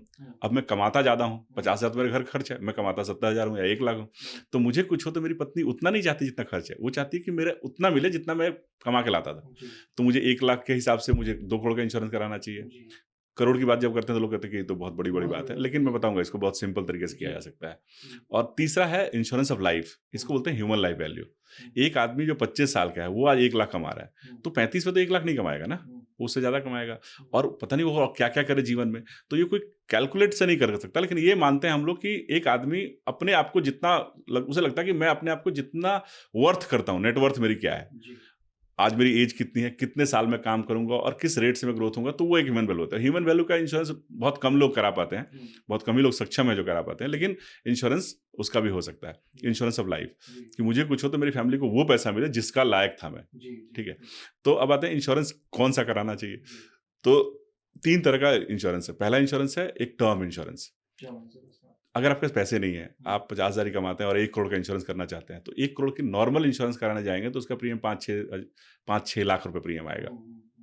हम कमा ही रहे हैं 10-12 लाख, उसमें से 5-6 लाख इंश्योरेंस देते समझदारी नहीं है। तो हमको करना चाहिए एक टर्म इंश्योरेंस, मतलब अपनी जरूरत। एक टर्म इंश्योरेंस ऐसा चीज है जिसमें आप कम कॉस्ट पे इंश्योरेंस कवर करते हैं। अच्छा, टर्म इंश्योरेंस क्या होता है? टर्म इंश्योरेंस बेसिकली हिंदुस्तान में बहुत नहीं प्रचलित था, लेकिन अभी पिछले 10 सालों में काफ़ी प्रचलित हुआ है। प्राइवेट कंपनियां लगभग 2000-2001 से प्राइवेट कंपनियां आई, तो उन्होंने फॉरेन के कॉन्सेप्ट को इंडिया में लाया। आपसे मैं एक सवाल पूछता हूं, आप और आपके घर में काम करने वाली एक मेड है, दोनों के बच्चे एक स्कूल में पढ़ते हैं, बारिश हो रही है, तो आपके मेड अपने बच्चे को लेने जाएगी तो क्या लेके जाएगी, छाता या गाड़ी? छाता। आप क्या लेके जाएंगे, गाड़ी या छाता? गाड़ी। दोनों ही सेफ्टी के लिए है, बारिश से बचाने के लिए है, क्योंकि वो कार अफोर्ड नहीं कर सकती इसलिए वो छाता लेके जा रही है। ठीक बात है। कार महंगी आती है, छाता सस्ता आता है, तो बारिश में अगर आपके पास कुछ भी नहीं है तो कम से कम छाता तो होना ही चाहिए। छाता तो टर्म इंश्योरेंस ये वो जुगाड़ है कि अगर मैं नॉर्मल इंश्योरेंस नहीं ले सकता तो एटलीस्ट उस टर्म तक के लिए, जितने टर्म तक मैं अपना इंश्योरेंस चाहता हूँ, बेसिकली ये होम लोन के संदर्भ में ज्यादा प्रचलित है और अब धीरे धीरे आम जिंदगी में भी आ गया। टर्म इंश्योरेंस एक बहुत अच्छी चीज है, उसको बहुत अच्छे से यूटिलाइज किया जा सकता है। मैं अपने परिवार को, ये थोड़ा और लंबा हो जाएगा, लेकिन मैं आपको बताऊं कि मैं अपने परिवार को, मेरे परिवार में 2 बच्चे हैं, मतलब मेरे 2 बच्चे हैं और मेरे पास 100 करोड़ की संपत्ति है, तो मैं मरूंगा तो कितने जगह बटेगा? 2 जगह 50-50 करोड़ मिलेगा। मैं ऐसा क्या करूं कि दोनों को 100-100 करोड़ मिले? मैं एक 100 करोड़ का इंश्योरेंस ले लूं, समझ ना, तो मुझे कुछ होगा तो मेरा 100 करोड़ का वेल्थ है ही, और ये 100 करोड़ का इंश्योरेंस है 200 करोड़ हो जाएगा ना।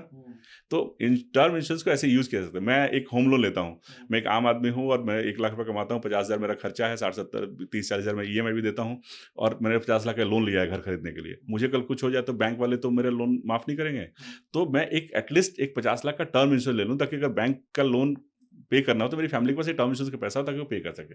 तो टर्म इंश्योरेंस पहला इंश्योरेंस है, प्राइमरी इंश्योरेंस है। अगर आपको कुछ भी नहीं है तो एक टर्म इंश्योरेंस जरूर होना चाहिए। LIC जैसी संस्था कम से कर देती है, वो 5 लाख 10 लाख 20 लाख का भी टर्म इंश्योरेंस करती है। प्राइवेट कंपनी 50 लाख 1 करोड़ से शुरू करती हैं। तो टर्म इंश्योरेंस के लिए कुछ कंडीशन भी है, आप फिट होने चाहिए, आपका इनकम होना चाहिए, एटलीस्ट 5-10 लाख से ऊपर की इनकम होनी चाहिए। मतलब टर्म इंश्योरेंस ऐसा नहीं कि आपने सुन लिया और आप हर कोई ले सकता है। तो आपके जो योग शिक्षक हैं जो ITR फाइल नहीं करते, शायद उनको टर्म इंश्योरेंस ना मिले, तो उनको नॉर्मल इंश्योरेंस लेना चाहिए या उनको ITR फाइल करना चाहिए। अब ये इंश्योरेंस लेने के लिए उनका इनकम प्रूफ होना कंपलसरी है। टर्म इंश्योरेंस वो है जिसमें कम कॉस्ट पे आप इंश्योरेंस कवर लेते हैं। मतलब टर्म इंश्योरेंस का मतलब कि मैं यदि कोई मैं मर गया तो पैसा मिलेगा, तो पैसा मिलेगा, नहीं मरा तो पैसा नहीं मिलेगा, बराबर। हाँ, तो ये ठीक बात है। सबसे कम से कम कितने वर्ष तक की आयु तक के लिए गारंटेड है? ये 85 की एज तक मिलता है। अच्छा, 85 तक मतलब। हाँ, जितना लंबा समय लीजिएगा उतना प्रीमियम ज्यादा आएगा। हाँ। आप अगर मान लीजिए 25 साल की एज में तो 60 तक ले लें, 65 तक ले लें, 70, तो प्रीमियम कम आएगा। आप 20 साल के ले लें तो और कम आएगा, फिर 45 पे तक कवर हो गया, आप एक फिर 30-35 के जाके फिर एक इंश्योरेंस ले लें। मतलब ये है कि टर्म इंश्योरेंस ऐसे इस तरह एक गारंटी है कि यदि आपको कुछ हो गया, यानी आपकी मृत्यु हो गई, तो उसके लिए ये टर्म इंश्योरेंस वाले लोग बैठे हुए जो आपको पैसा, धनराशि निश्चित तौर पे उसी इंश्योरेंस कंपनी में एक पहला प्राइमरी इन्वेस्टमेंट हो गया, इंश्योरेंस हो गया टर्म इंश्योरेंस। दूसरा इंश्योरेंस होता है, उसी में एक एलिमेंट जोड़ दिया था, रिटर्न ऑफ प्रीमियम। अब हिंदुस्तानी आदमी पैसा दे और ना मरे तो पैसा ना मिले, ऐसी जगह निवेश करना नहीं चाहता, ऐसी चीज करना नहीं चाहता जिसमें वापसी पैसे ना मिले।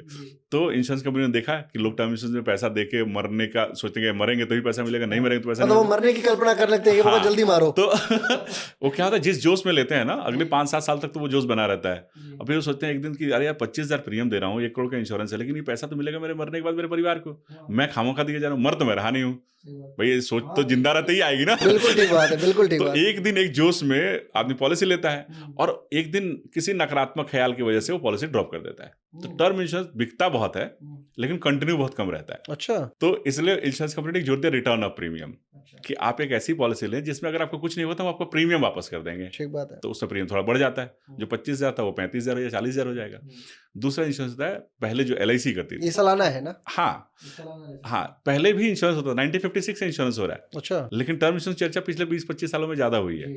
तो पहले जो इंश्योरेंस होता था उसमें क्या होता था कि इंश्योरेंस पे जो पैसा देंगे वो हम फिक्स एसेट क्लास में पैसा लगा देंगे, बैंकिंग में, जैसे बॉन्ड में, FD में। तो अगर आपको कुछ नहीं हुआ तो वो पैसा आपका सेविंग की तरह ट्रीट किया गया और 15 साल 20 साल बाद वो आपका पैसा सेविंग इंटरेस्ट के हिसाब से वापस कर दिया जाएगा। तो अगर बैंक में इंटरेस्ट रेट 9% है तो यहाँ हो सकता है 8% हो, क्योंकि यहाँ पे ऑपरेटिंग एक्सपेंस है, इंश्योरेंस कवर भी तो मिल रहा है। लेकिन वो 1% का लॉस, अब वो बैंक का इंटरेस्ट 9% की जगह 7% हो गया, तो ये इंश्योरेंस का रिटर्न 7 से घट के 6 हो गया, क्योंकि लगाता तो वही है। डेट एसेट क्लास में, गवर्नमेंट बॉन्ड्स में, गवर्नमेंट सिक्योरिटीज को भारत सरकार को पैसा जाता है बेसिकली। तो ये जो गवर्नमेंट सिक्योरिटीज का रेट है, तो फिक्स एसेट क्लास का जो इंटरेस्ट रेट डिफाइन होता है वो गवर्नमेंट सिक्योरिटी से डिफाइन होता है। तो गवर्नमेंट सिक्योरिटी का जो रेट होता है उसके आसपास इसका रेट होता है। डेथ क्लेम कम होंगी तो इंश्योरेंस का रिटर्न बढ़ जाएगा, डेथ क्लेम ज्यादा होंगे तो इंश्योरेंस का रिटर्न थोड़ा घट जाएगा। लेकिन कमोबेश अगर 7% बैंकिंग इंटरेस्ट है तो 6% के आसपास आता है। लेकिन ये इसमें 2-4 में अच्छा है कि एक तो इंश्योरेंस कवर हो जाता है, दूसरा ये से जो पैसा आता है वो टैक्स फ्री आता है। अगर आप बैंक में FD किए होते तो टैक्सेबल आता, यहाँ टैक्स फ्री हो जाता है। तो इसलिए लोग इंश्योरेंस को प्रायोरिटी देनी चाहिए आपको। अगर आप FD करने जा रहे हैं और आपको 5-10 साल के लिए FD कर रहे हैं तो उसको जब इंश्योरेंस पॉलिसी लीजिए, रिटर्न थोड़ा सा कम मिलेगा बट इंश्योरेंस कवर मिल जाएगा और वो पैसा टैक्स फ्री। राइट। तो FD पहली तो चीज़ क्लियर हो गई कि FD के बजाय, मतलब फिक्स के करने के बजाय कोशिश करें कि आप इंश्योरेंस लें, राइट? नहीं, FD का सब्स्टिट्यूट नहीं है इंश्योरेंस। FD क्लास में डाल रहे थे पैसा लंबे समय के लिए, उस पैसे को डालें इंश्योरेंस में। ओके। इंश्योरेंस का सब्स्टिट्यूट तो इंश्योरेंस ही है। अच्छा। वो टर्म इंश्योरेंस हो, सेविंग प्लान हो, यूलिप प्लान, अच्छा उसमें भी चौथा एक और जुड़ गया जो पहले कम प्रचलित था अब ज्यादा प्रचलित हो गया। तो आपने पहले देखा टर्म इंश्योरेंस जिसमें सिर्फ डेथ होगा तो पैसा मिलेगा। दूसरा वो रिटर्न ऑफ टर्म इंश्योरेंस का ही एक upgrade version, return of premium, जो थोड़ा महंगा होगा लेकिन मैच्योरिटी पे आपको प्रीमियम वापस कर दिया जाएगा। तीसरा है सेविंग्स प्लान, वो पैसा फिक्स एसेट क्लास में लगाया जाएगा और वापसी पे, मैच्योरिटी पे वापस दे दिया जाएगा इंटरेस्ट के साथ। चौथा एसेट क्लास है, ये जो पैसा लिया जाएगा ये इक्विटी में इन्वेस्ट किया जाएगा। अच्छा। इंश्योरेंस में मिलेगा और इक्विटी में इन्वेस्ट किया, तो इसको बोलते हैं ULIP, unit link insurance plan. तो इसमें आजकल लोग ज्यादा पैसा डालते हैं क्योंकि इसमें भी गवर्नमेंट कहती है कि 2.5 लाख तक आप साल का डालेंगे तो ये पैसा टैक्स फ्री होगा। तो रिटर्न इक्विटी का और इंश्योरेंस कवर मिल गया और टैक्सेशन भी मिल गया, टैक्स फ्री भी हो गया। हिंदुस्तान में आज सिर्फ 2 ही चीज ऐसी हैं जिसमें आपको पैसा टैक्स फ्री मिलता है। मतलब अधिकांश जगह, जितने जगह पैसा लगाते हैं, वापसी में जब पैसा आता है तो उसमें एक बड़ा कंपोनेंट टैक्स में चला जाता है। ध्यान देने वाली बात है। जब भी कोई इन्वेस्टमेंट करता है तो 4 चीजें मुख्यतः देखी जाती हैं। पहला ये कि सेफ्टी ऑफ कैपिटल, जब भी आप कहीं पैसा पैसा आपने लगाया वो सेफ। ये 4 पैरामीटर हर आदमी को मापना चाहिए, परखना चाहिए अपने पैसे को, क्यों कहाँ इन्वेस्ट कर रहा है। फर्स्ट, सेफ्टी ऑफ कैपिटल, पैसा लगाएगा। Second, liquidity of capital, liquidity मतलब कितनी आसानी से निकल सकता है पैसा निकल सकता है, जैसे बैंक है। हाँ। तीसरा, रिटर्न ऑन कैपिटल, कितने प्रतिशत उस का पर ब्याज कितना मिल रहा है, बढ़ेगा, right. And fourth is taxation, उस पर मिलने वाले लाभ पे कितना टैक्स देना पड़ेगा। तो सिर्फ 2 ही चीज है, एक PPF बचा हुआ है आज की डेट में जिस पे टैक्स नहीं लगता, लेकिन कैपिंग है, साल में 1.5 लाख से ज्यादा डाल नहीं सकते आप। बच्चों के लिए सुकन्या समृद्धि है, उसी का एक प्रारूप है। और दूसरा है इंश्योरेंस। इंश्योरेंस में जो पैसा डालते हैं वो पैसा जब आता है वो टैक्स फ्री होता है कुछ कंडीशन के साथ। उसमें भी अब सब सरकार ने कर दिया, पर देखते सरकार बहुत सारा लोग पैसा इंश्योरेंस में डालते थे, अब सरकार ने कर दिया पर पैन आप 5 लाख तक ही डालेंगे तो उतना ही टैक्स फ्री होगा।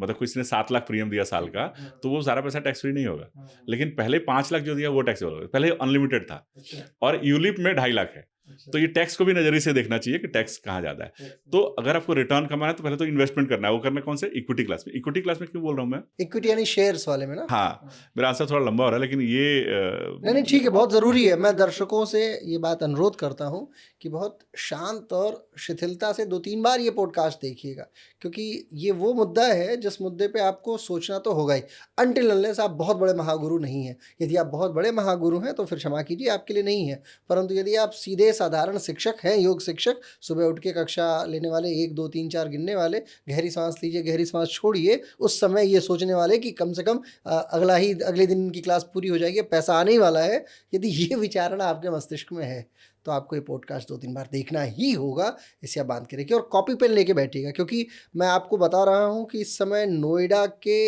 इन्वेस्टमेंट बैंकर्स या एक एलआईसी इन्वेस्टमेंट या इस पूरे संकाय में जो वेल्थ को मैनेज करता है, उसका सबसे बड़ा चेहरा हमारे साथ में बैठा हुआ है और ये हम सभी का बहुत बड़ा सौभाग्य है कि हम इतनी बड़ी विभूति को आमंत्रित करने में सक्षम रहे हैं। अपने आप में ये बहुत बड़ी चीज़ है। तो आप थोड़ा सजग रहिएगा और संयम रखिएगा, क्योंकि आंसर भी हाई क्लास का ही होगा। प्रोफेसर यदि बैठेगा तो जाहिर सी बात है वो प्रोफेसर के स्तर की बातें करेगा। यदि आप चाहते हैं कि एलकेजी जैसा उत्तर मिले तो फिर उसका कोई औचित्य नहीं बचेगा और फिर हमारा भी समय खराब ही हो रहा होगा। तो आपको पता है, यदि आप मुझे जानते हैं और भरोसा कर रहे हैं तो जाहिर सी बात है कि हम ऐसे ही लोगों को आमंत्रित करेंगे। आगे कंटिन्यू करते सर से। जी साहब। ये आपने बोल के मेरे ऊपर और जिम्मेवारी बढ़ा दी। खैर, तो एक कहीं पढ़ा था मैंने कि भगवान सबको जाके घर घर प्रेम नहीं कर सकता था, तो इसलिए उन्होंने माँ बनाई। ठीक बात। भगवान सबको जाके सजा नहीं दे सकता था, इसलिए पत्नी बनाई। देखिए और फेमिनिस्ट मुझे लगता है कि आज के युग में जी। हर आदमी हर टीचर के पास नहीं जा सकता या टीचर घर घर नहीं आ सकता, इसलिए पॉडकास्ट बना। बिल्कुल, बिल्कुल सही बात है। देखिए ये सही बात है, आप घंटों की कक्षा आप इकोनॉमिक्स को जाके पढ़िए किसी विश्वविद्यालय में। ये जो बातें आप बता रहे हैं ये पूरा-पूरा एमए इसमें निकल जाएगा साहब। मैं तो खैर कई सारे एमए किया हूँ, तो मैं जानता हूँ कि मैंने क्या अर्जित किया है। मतलब मैं अगर 4 प्रोफ़ेसर्स को मैं एक बार पॉलिटिकल साइंस से एमए किया, तो राजनीति शास्त्र में 1 वर्ष में मैंने जितना अध्यापन मतलब जितना मैंने सीखा है, वो अगर मैं सोचता हूँ कि वैसे ही मतलब 4 विद्वान आके और 20 दिन के पॉडकास्ट पे बैठ जाए, तो 20 घंटे में मैं पूरे 2 वर्ष को निकाल सकता हूँ। क्योंकि एक तो झंडे से झंडे तक पढ़ाई होती है, 15 अगस्त से 26 जनवरी तक, फिर तमाम छुट्टियाँ हैं, ये है, वो है, समय सब कटता चलता चला जाता है। ये क्या है, पॉडकास्ट घी है, तो घी के समान निकलता चलता चला जाता है और बिल्कुल शुद्ध चैतन्य घी निकलता है, जहाँ पे आप क्लेम कर सकते हैं अच्छी बात है, नहीं बात है, आपको सिर्फ धीरज रख के सुनना है। तो ये बहुत अच्छी बात आपने की। पॉडकास्ट रील की दुनिया में पॉडकास्ट सुनना थोड़ा मुश्किल है, बट अगर आप सुनेंगे तो आपको बहुत लाभ मिलेगा, लाभ निश्चित। मिलेगा। जी, जी। तो हम बात कर रहे थे कि इक्विटी क्लास में क्यों डालना चाहिए जी, पैसा। जी, हाँ, हाँ, शेयर्स इन्वेस्टमेंट, मार्केट हाँ, में। इन्वेस्टमेंट फिक्स एसेट क्लास में तो नहीं मिलेगा। फिक्स एसेट क्लास में 6-7% रिटर्न मिलेगा, और हमने बात की पहले कि महंगाई भी 5-6% बढ़ रही है। हर साल। तो आप जब पैसा सेव करेंगे, जी। आपने 1 लाख रुपए डाला और वो 7% के हिसाब से बढ़ा, और वो 10 साल में डबल हुआ, और 10 साल में महंगाई भी डबल के आसपास हो चुकी होगी, तो 1 लाख की वैल्यू भी लगभग 1,80,000 हो चुकी होगी। आपका पैसा बढ़ के 2 लाख हुआ और महंगाई बढ़ के 1,80,000 हुई। तो आज अगर आप सोफा खरीदते 1 लाख में, तो उस समय सोफा 1,80,000 में आ रहा होगा, आपका पैसा 2 लाख हुआ, और उस 2 लाख में भी अगर टैक्स देना पड़ गया आपको, हाँ, तो फिर वो तो पैसा वो बराबर 1,70 और 1,80 हो जाएगा, तो आप कुछ गेन नहीं करेंगे। ये बहुत इसे फिर मैं थोड़ा साधारण शब्दों में समझा देता हूँ कि महंगाई कैसे बढ़ती है और पैसा कैसे बढ़ता है। जैसे मान लीजिए कि मैं साइकिल, जब मैं छोटा था तो साइकिल हमारे यहाँ 2,000 रुपये की आती थी। अब आज वो साइकिल 10,000 रुपये की आती है। तो 2,000 रुपये की साइकिल जब थी उस समय अपनी औकात 2,000 की नहीं थी। आज 10,000 की है तो 10,000 की औकात नहीं है। यानी वो पैसे का रेट बढ़ता चलता चला है, इन्फ्लेशन बढ़ता चला जा रहा है और धीरे धीरे महंगाई बढ़ती चली जा रही है और महंगाई हर वर्ष तकरीबन 4-5% की दर से बढ़ी जाती है। आपको याद हो कि हमने पेट्रोल इसी नोएडा में तकरीबन 50 या 52 रुपये के लीटर के हिसाब से भराया है। आज वही, और मेरी पहली गाड़ी टीवीएस स्पोर्ट थी जो 30-35 हज़ार रुपये की आई थी। 35,000 की स्पोर्ट गाड़ी इस समय लगभग 65-70 हज़ार 80 हज़ार रुपये के आसपास की है। तो ये कितने, 2015 में मैंने एक स्पोर्ट ली थी तो वो 30-35 हज़ार की थी और 2025 यानी 10 वर्ष के अंदर वो कितने की हो गई, 70 हज़ार की नहीं, लगभग 70-75-80 हज़ार, यानी डबल के आसपास बढ़ चुकी है। तो ये इन्फ्लेशन बढ़ रहा है, महंगाई बढ़ रही है। तो यदि मैं आपको ये क्लेम करता हूँ कि आपका 10 रुपये आज के 10 साल बाद मैं आपको 100 रुपये करके दे दूंगा, तो ये याद रखिएगा कि आज जो चीज़ आप 10 रुपये में खरीद सकते हैं वो 100 रुपये की हो जाएगी आपके 10 साल के बाद से। तो बुद्धिमानी इस बात में मत फंसिएगा कि हाँ आगे आने वाले समय में ये पैसा मेरा 90% बढ़ गया या इतना बढ़ गया, इतना हो गया। नहीं, आपको बहुत बुद्धिमानी से निर्णय लेना होगा, जो आदरणीय सर बता रहे हैं। जी साहब। तो वो सेविंग है, जी। वो सेविंग है। तो पहले पैसा बचाने समय आपको पहले तो इमरजेंसी एक इंश्योरेंस लेना चाहिए, लाइफ इंश्योरेंस, हेल्थ इंश्योरेंस। उसका एक इमरजेंसी फंड बनाना चाहिए ताकि आपका हर जरूरत के लिए ये आपका इन्वेस्टमेंट न टूटे। ये इमरजेंसी फंड कहाँ रखे, बैंक वगैरह में? एफडी कर सकते हैं, म्यूचुअल फंड में भी लिक्विड फंड होते हैं, बहुत सारे ऑप्शन बता दूंगा मैं आगे अभी। तो इक्विटी क्लास इन्वेस्टमेंट कहाँ करना है? इक्विटी क्लास में। इक्विटी कैसे होगा? हाँ, शेयर्स। लेकिन वो 2 तरीके से होता है। एक तो कि आप खुद कर सकते हैं वो ऐप के जरिए, दूसरा है कि आप म्यूचुअल फंड के जरिए आ सकते हैं। अच्छा, म्यूचुअल फंड हिंदुस्तान में एक सिस्टम बनाया गया है जो ट्रस्ट की तरह काम करता है। वो म्यूचुअल फंड एक ट्रस्ट है। इक्विटी मार्केट में आपको पैसा लगाना है शेयर मार्केट में, तो आप शायद सीधे खरीद सकते हैं खुद के कोई ऐप के थ्रू या स्टॉक एक्सचेंज पे जाके। दूसरा तरीका, आप अपना पैसा म्यूचुअल फंड कंपनी को दीजिए। म्यूचुअल फंड कंपनी अलग अलग तरीके का पोर्टफोलियो बनाती है, फंड बोलते हैं उसको। जैसे आपको लगाना है हिंदुस्तान के सबसे अच्छी कंपनियों में, तो उसको बोलते हैं लार्ज कैप फंड।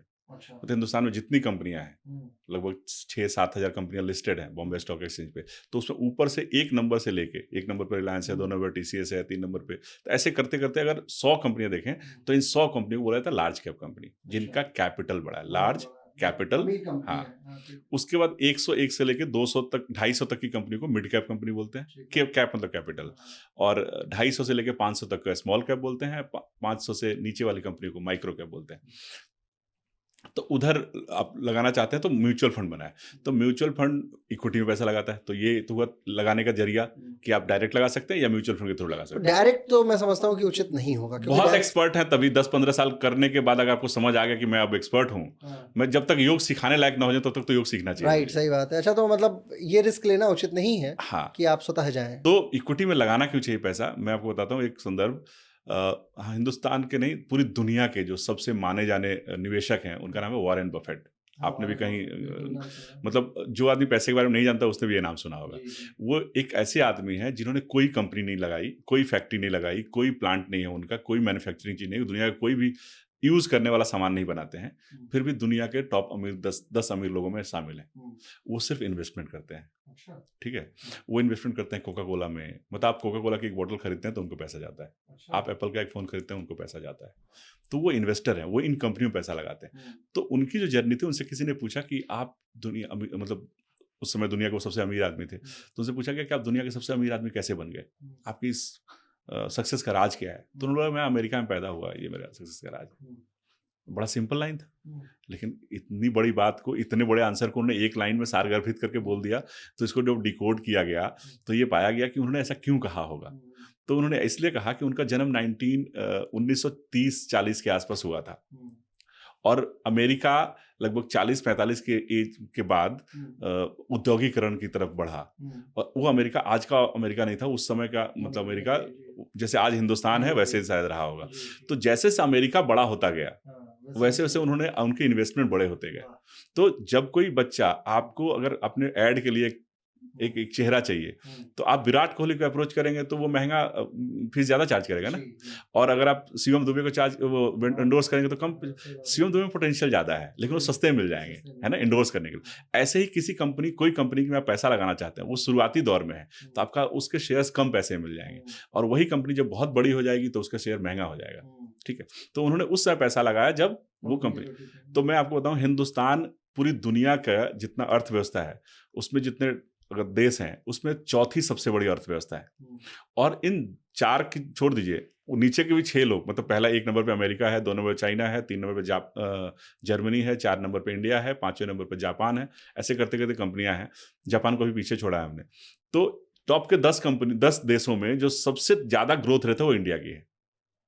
मतलब सबका ग्रोथ रेट लगभग 2%, 3%, 4% है, लेकिन इंडिया का ग्रोथ रेट 7% से ऊपर है। तो अगर आप वॉरेन बफेट वाले लाइन पे जाएं तो हम पैसा उस समय लगा रहे हैं जब हिंदुस्तान आगे बढ़ रहा है। तो निवेश अगर इस समय, आज से 20 साल बाद शायद उतनी अपॉर्चुनिटी नहीं होगी इंडिया में जितना आज है, और मुझे लगता है इससे भी 10 साल पहले और ज्यादा अपॉर्चुनिटी थी। अच्छा, मतलब हम लोग फाइनेंशियल एज में चल रहे हैं बहुत। हम मतलब ये आपने सुना होगा कि अमृत महोत्सव, आजादी का अमृत महोत्सव, ये सच में अमृत काल है पैसे के हिसाब से भी।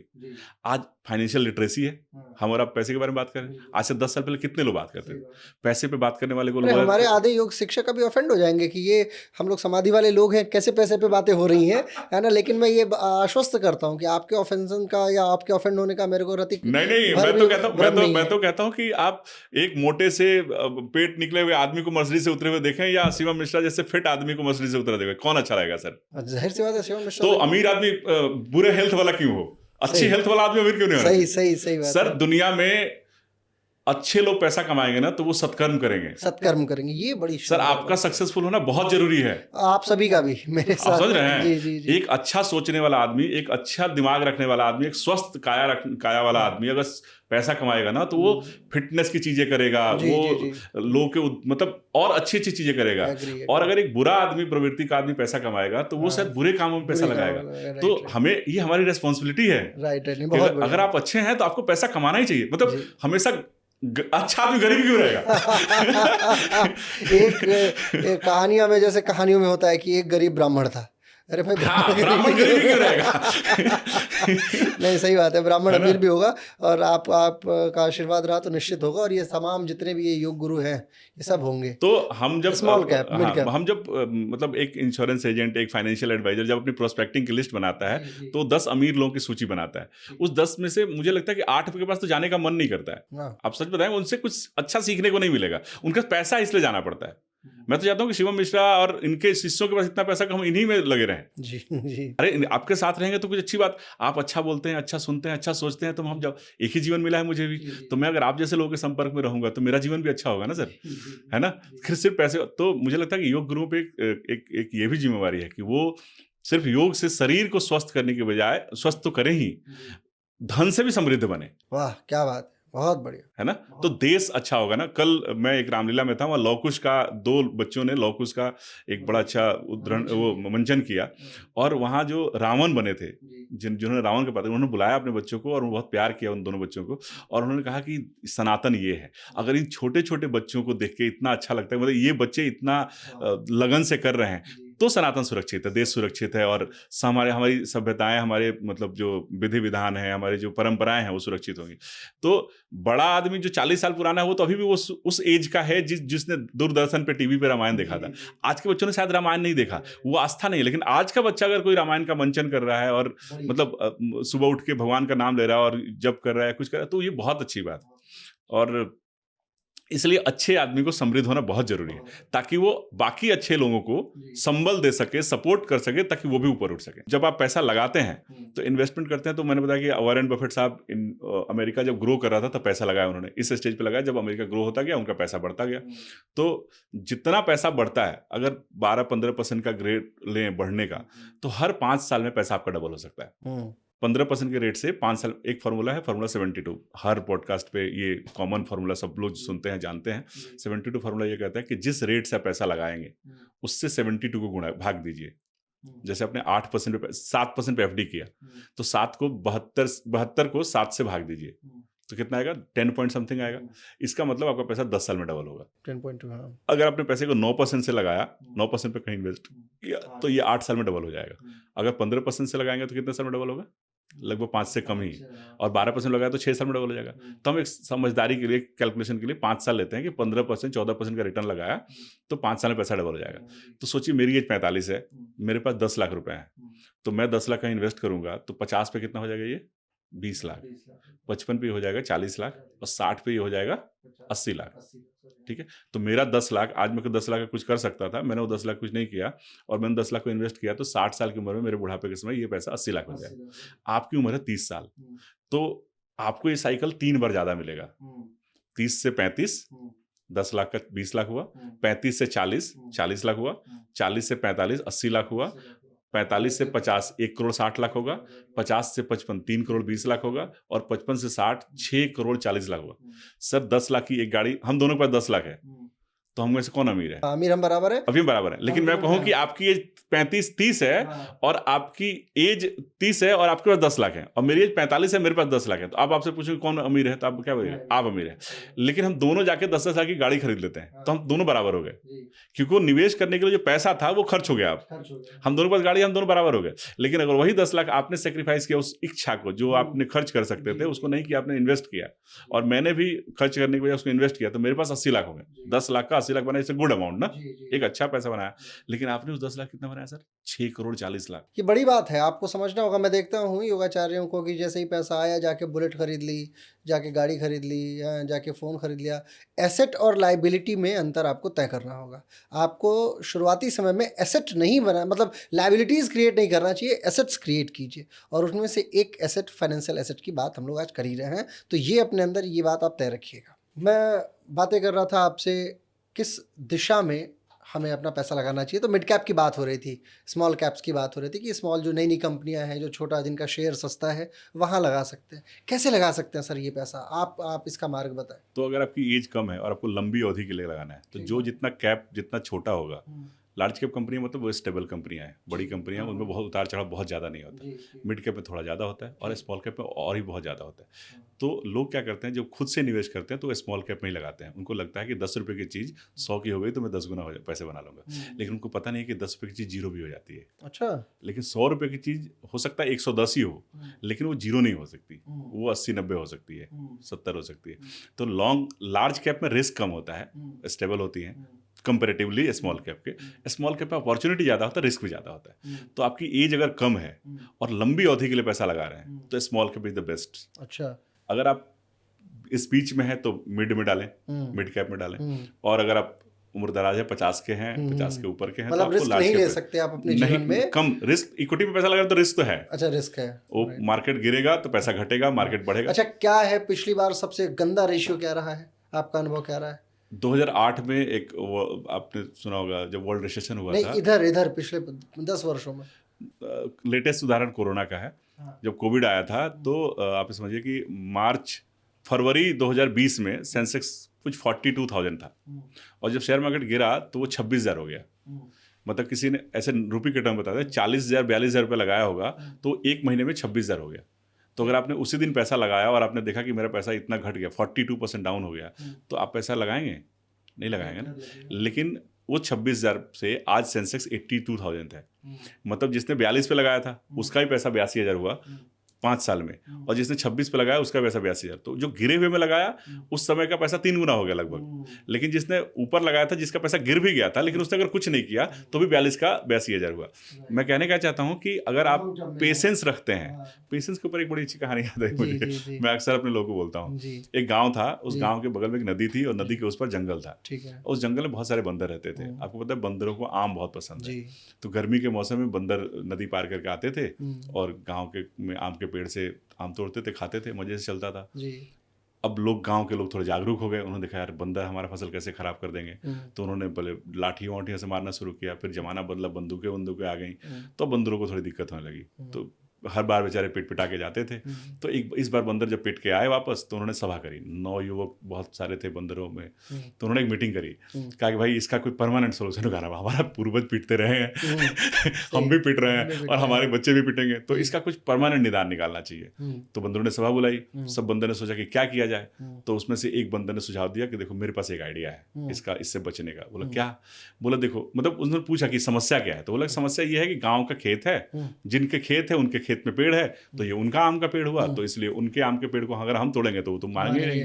तो उसने बोला कि क्यों ना फिर हम अपने खेत में पेड़ लगाएं, मतलब अपने खेत में तो हम जंगल में पेड़ लगाएं। तो ये आइडिया सबको पसंद आया, तो बहुत अच्छा, जंगल हमारा है और जंगल में पेड़ लगाएंगे तो आम हमारे होंगे, हमें कोई पीड़ेगा नहीं। तो अब सवाल ये था कि बिल्ली के गले में घंटी कौन बांधे, मतलब ये पेड़ लगाएगा कौन? तो उसमें से एक लड़का पढ़ा लिखा बंदर खड़ा हुआ, बोला मुझे पता है, मैंने सब पढ़ा है, सब यूट्यूब देख के उसने रिसर्च करके रखा था। बोला मुझे पता है पेड़ कैसे लगाते हैं। बोला कैसे लगाते हैं?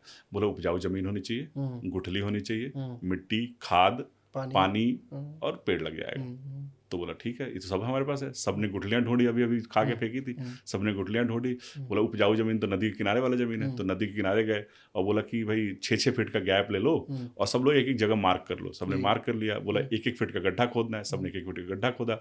सबने बोला गुठलियाँ डालो, सब लोग गुठलियाँ डाले। वो बंदर डिक्टेट कर रहा था, सबको बता रहा था। तो अब मिट्टी डालना है, अब इसमें पानी डालना है। तो गए नदी में, मुंह में पानी भर के लाए, उसको पानी छिड़का, थोड़ा खाद वाद छिड़का। बोला अब इस पे आम आएगा, आम का पेड़ आएगा और पेड़ पे आम आएगा। थक गए थे तो चले गए आराम करने। अगले दिन सवेरे आए तो देखा आम का पेड़ तो आया नहीं है। तो उन्होंने कहा यार कैसे, तो कुछ गड़बड़, कोई प्रोसेस में गड़बड़ तो नहीं हुआ? उससे कंसल्ट किया गया, उन्होंने प्रोसेस तो यही है, पेड़ तो आना चाहिए, लग रहा है कुछ गलती हुई है, एक काम करो सब लोग अपने अपने वापस मार्ग पे जाओ। बोला खोद दो गड्ढा खोद दो, गुठली है कि नहीं है? बोला हाँ गुठली है, निकाल के देखा सबने। बोला वापस डालो, मिट्टी डालो, खाद डालो, पानी डालो। रोज सुबह आते थे और रोज वो गड्ढा खोदते थे, रोज गुठली देखते थे, चेक करते थे और फिर वो रोज प्रोसेस। आप बताइए आम का पेड़ आएगा? नहीं आएगा। एक चीज उनको नहीं बताई गई थी, और या उनको शायद नहीं पता कि पेशेंस रखना होगा जी। पैसा पेशेंस रखने में ही बनेगा। छोटा पैसा भी बड़ा बन जाएगा अगर उसे पेशेंस रखेंगे। तो मैं आपको एक स्टेट देता हूँ। आपने बोला कि 50,000 कमाने वाला भी शायद 35,000 ना बचा पाए, 15,000 तो बचा सकता है, बचा लेगा। 10,000 तो बचा सकता है, 10,000 पे लीजिए, ठीक है 10,000। तो अगर वो 15,000 बचाए, भाई 10,000 तो बचा ही लीजिएगा। एक तुलनात्मक है, 50,000 के रेशियो पे हम 15,000 लेते हैं, ठीक है 30%। देखिए कहा भी जाता है, एक फॉर्मूला है 50-30-20, 50% आपकी ज़रूरतों पे खर्च कीजिए, 30% इन्वेस्ट कीजिए और 20% पे वांट्स पे खर्च कीजिए, मतलब अपनी इच्छाओं पे खर्च कीजिए। 30% बचत कीजिए। उस 30% बचत में से 20% मतलब 30 रुपये जो बचा उसमें से 20 रुपये डालिए इन्वेस्टमेंट में अगर आप यंग हैं तो, और 10 रुपये डालिए इंश्योरेंस में, सेफ्टी पे। 10 रुपये फिक्स एसेट क्लास में होना चाहिए, 20 रुपया एक और फार्मूला है, age minus 100 minus age equal to equity. मतलब आप कितना पैसा शेयर मार्केट में लगाएं, इक्विटी मार्केट में, म्यूचुअल फंड में लगाएं, आपकी एज को 100 से माइनस कर लीजिए। मतलब अगर मेरी एज 45 है तो मुझे अपने 55% पैसा अपनी सेविंग का या अपने वेल्थ का 55% पैसा इक्विटी में लगाना चाहिए। बड़ी बात है, इसको मार करके और लिख लीजिएगा। अपने आयु को 30 वर्ष के हैं तो 70% पैसा आप इक्विटी में लगा सकते 100 से घटा लीजिए तो 70% तक का रिस्क आप ले सकते हैं। हाँ, उस पैसे को आप इक्विटी में लगाइए और बाकी 30% को जरूरी ही डेट क्लास में डालिए, इंश्योरेंस लीजिए, इन्वेस्टमेंट कीजिए, पीपीएफ में डालिए वगैरह वगैरह। तो अगर कोई 15,000 बचा रहा है तो मैं कहता हूँ 5,000 रुपये रखें इंश्योरेंस के लिए, साल का 60,000 हुआ, उसमें हेल्थ इंश्योरेंस ले लेगा, एक टर्म इंश्योरेंस ले लेगा, LIC पॉलिसी ले सकता है, जो उसको ठीक लगता है। कौन सी लेनी चाहिए वो भी डिटेल में बात करिए, उसके लिए लोग संपर्क कर सकते हैं, हम बता सकते हैं 1 to 1। अब देखिए सबकी जरूरतें अलग होती हैं। Personal finance is more about personal, very little about finance.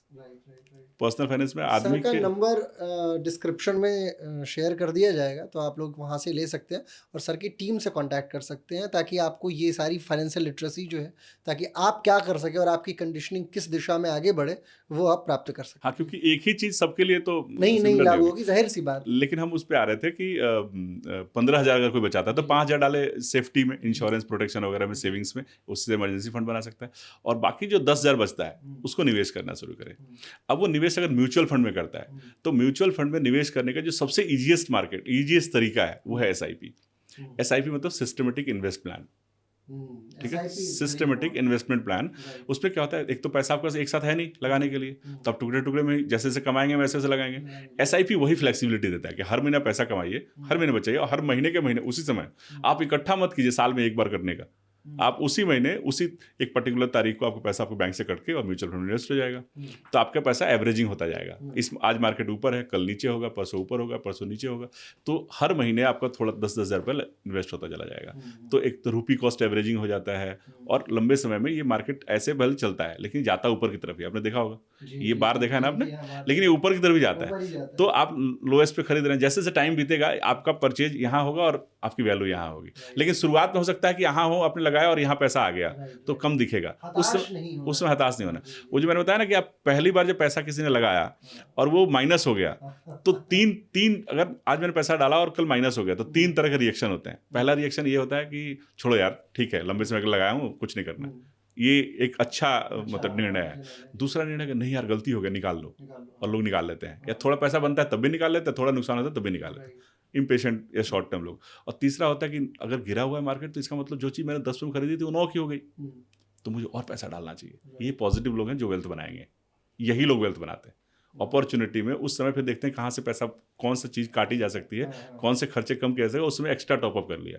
तो जिसने 42,000 पे लगाया था पैसा, उसने 26,000 पे उदास होने की बजाय अगर 10,000 20,000 और लगाया होता तो वो पैसा आज 3 गुना हुआ होता उसके मुकाबले। तो अगर हम लोग थे 10,000 पे अगर कोई आदमी बचाता है तो लेट सपोज कि अगर कोई आदमी 45 साल का है और 10,000 महीने का बचाता है, हम लेते हैं 15 साल बचाएगा पैसा।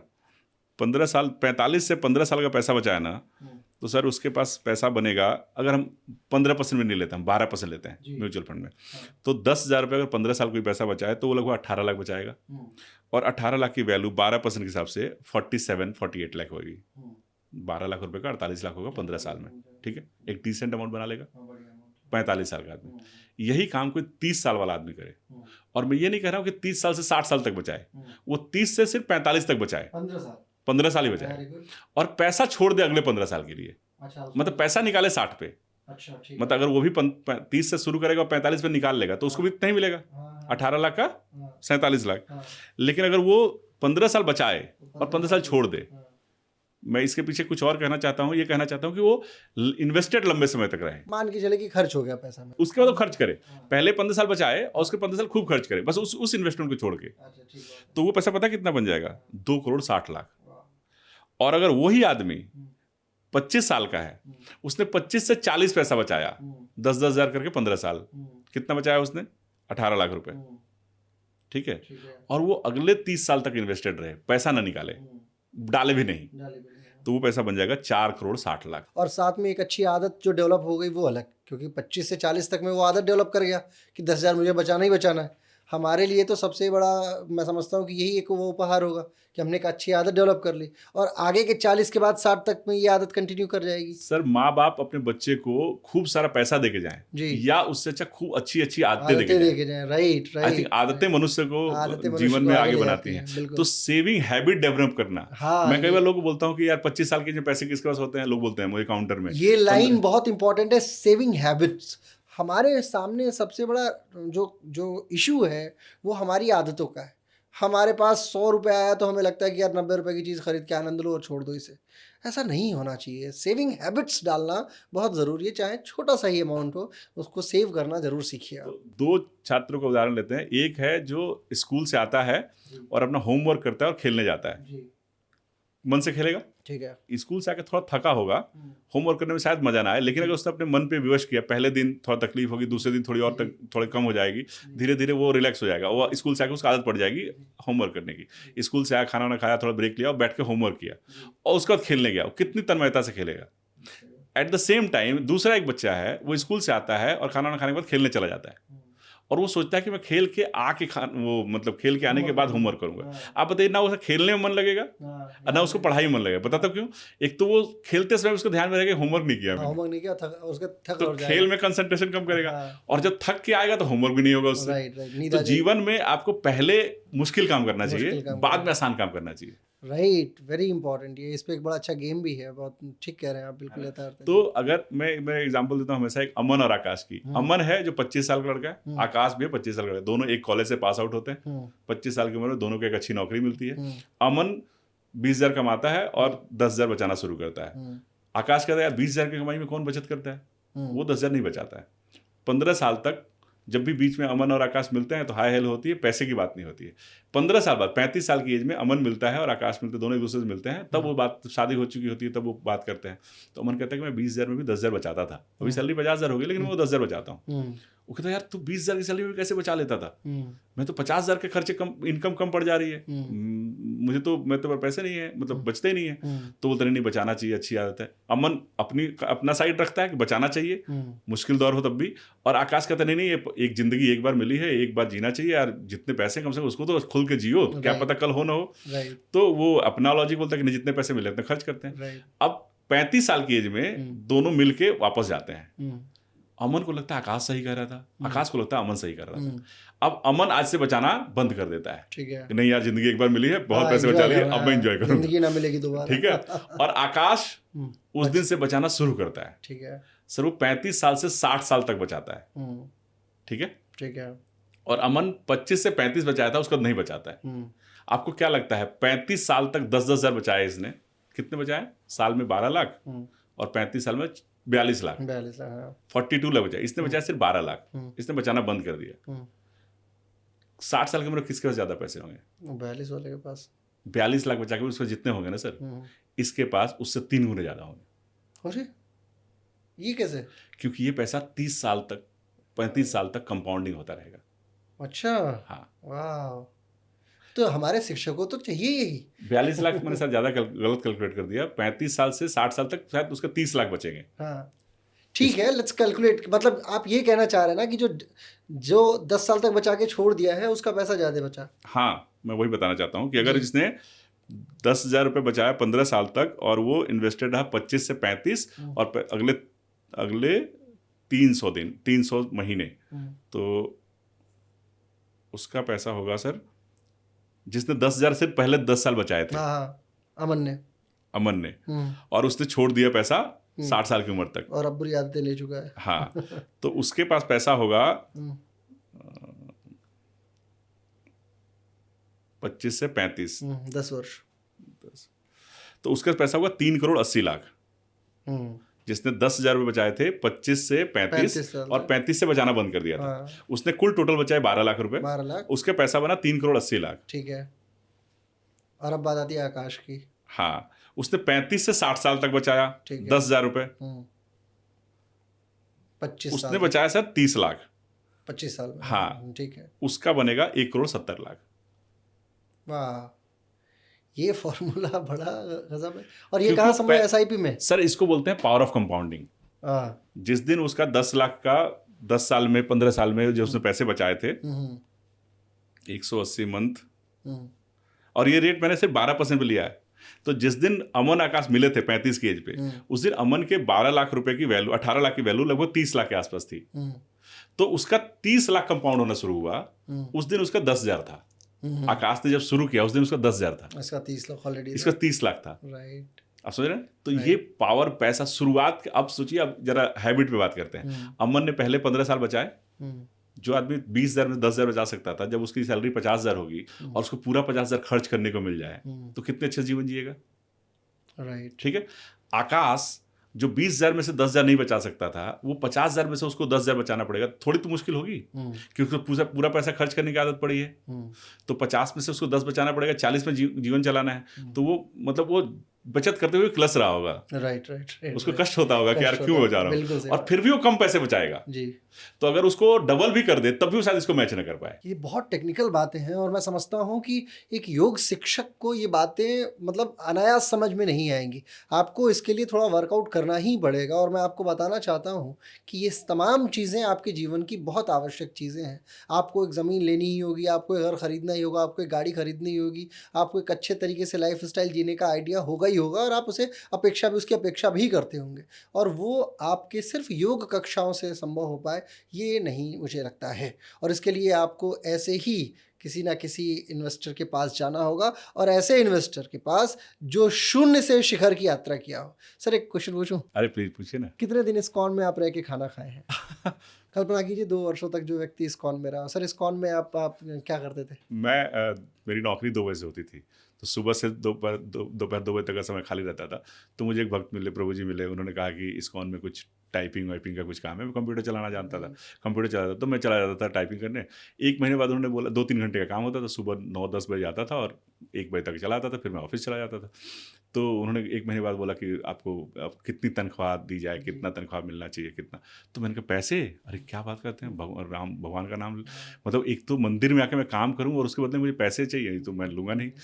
तो मैंने कहा कि मैं सुबह बैठ के नाश्ता बनाता, जितने देर नाश्ता तैयार करता उतने देर मंदिर में आता हूँ, काम कर देता हूँ और जाते समय खाने को मिल जाता। क्या है। तनख्वाह थी सर उस समय आपकी जिस कंपनी में नौकरी करते? आई थिंक 12-15 हज़ार रही होगी। और 12,000 रुपये की जब बात हो रही है सर, तो अब आपको कृष्ण भक्ति की, जब आपने कृष्ण के लिए काम किया तो कृष्ण ने कितना नवाजा सर? अभी इस समय क्या वर्थ होगी आप? बहुत है, मतलब भगवान ने बहुत दिया है।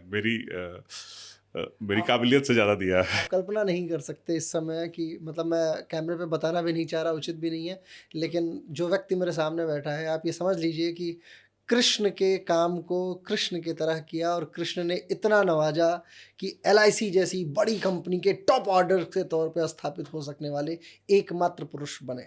नोएडा से मैं बहुतों को जानता हूँ और मैं बहुत अरबपतियों को भी जानता हूँ नोएडा में, और उन अरबपतियों को अरबपति से खरबपति बनाने की यात्रा में आपका बहुत बड़ा योगदान रहता है। कई सारे न्यूज़ एंकर्स, मैं नाम नहीं लेता हूँ, जिनको मैं व्यक्तिगत तौर पर जानता हूँ और आप भी जानते हैं, हर प्रसिद्ध न्यूज़ चैनल्स के जो एंकर्स हैं उन सभी की वेल्थ को सपोर्ट करने और उसका पूरा पैसा अपने पास रखने और कहाँ कैसे कब लगाना है, इसका योगदान है। और बेहद ईमानदार प्रवृत्ति के, तेज तर्रार छवि के, बहुत सौम्य स्वभाव और बहुत आदर्शवादी एक तरीके से मैं कह सकता हूँ।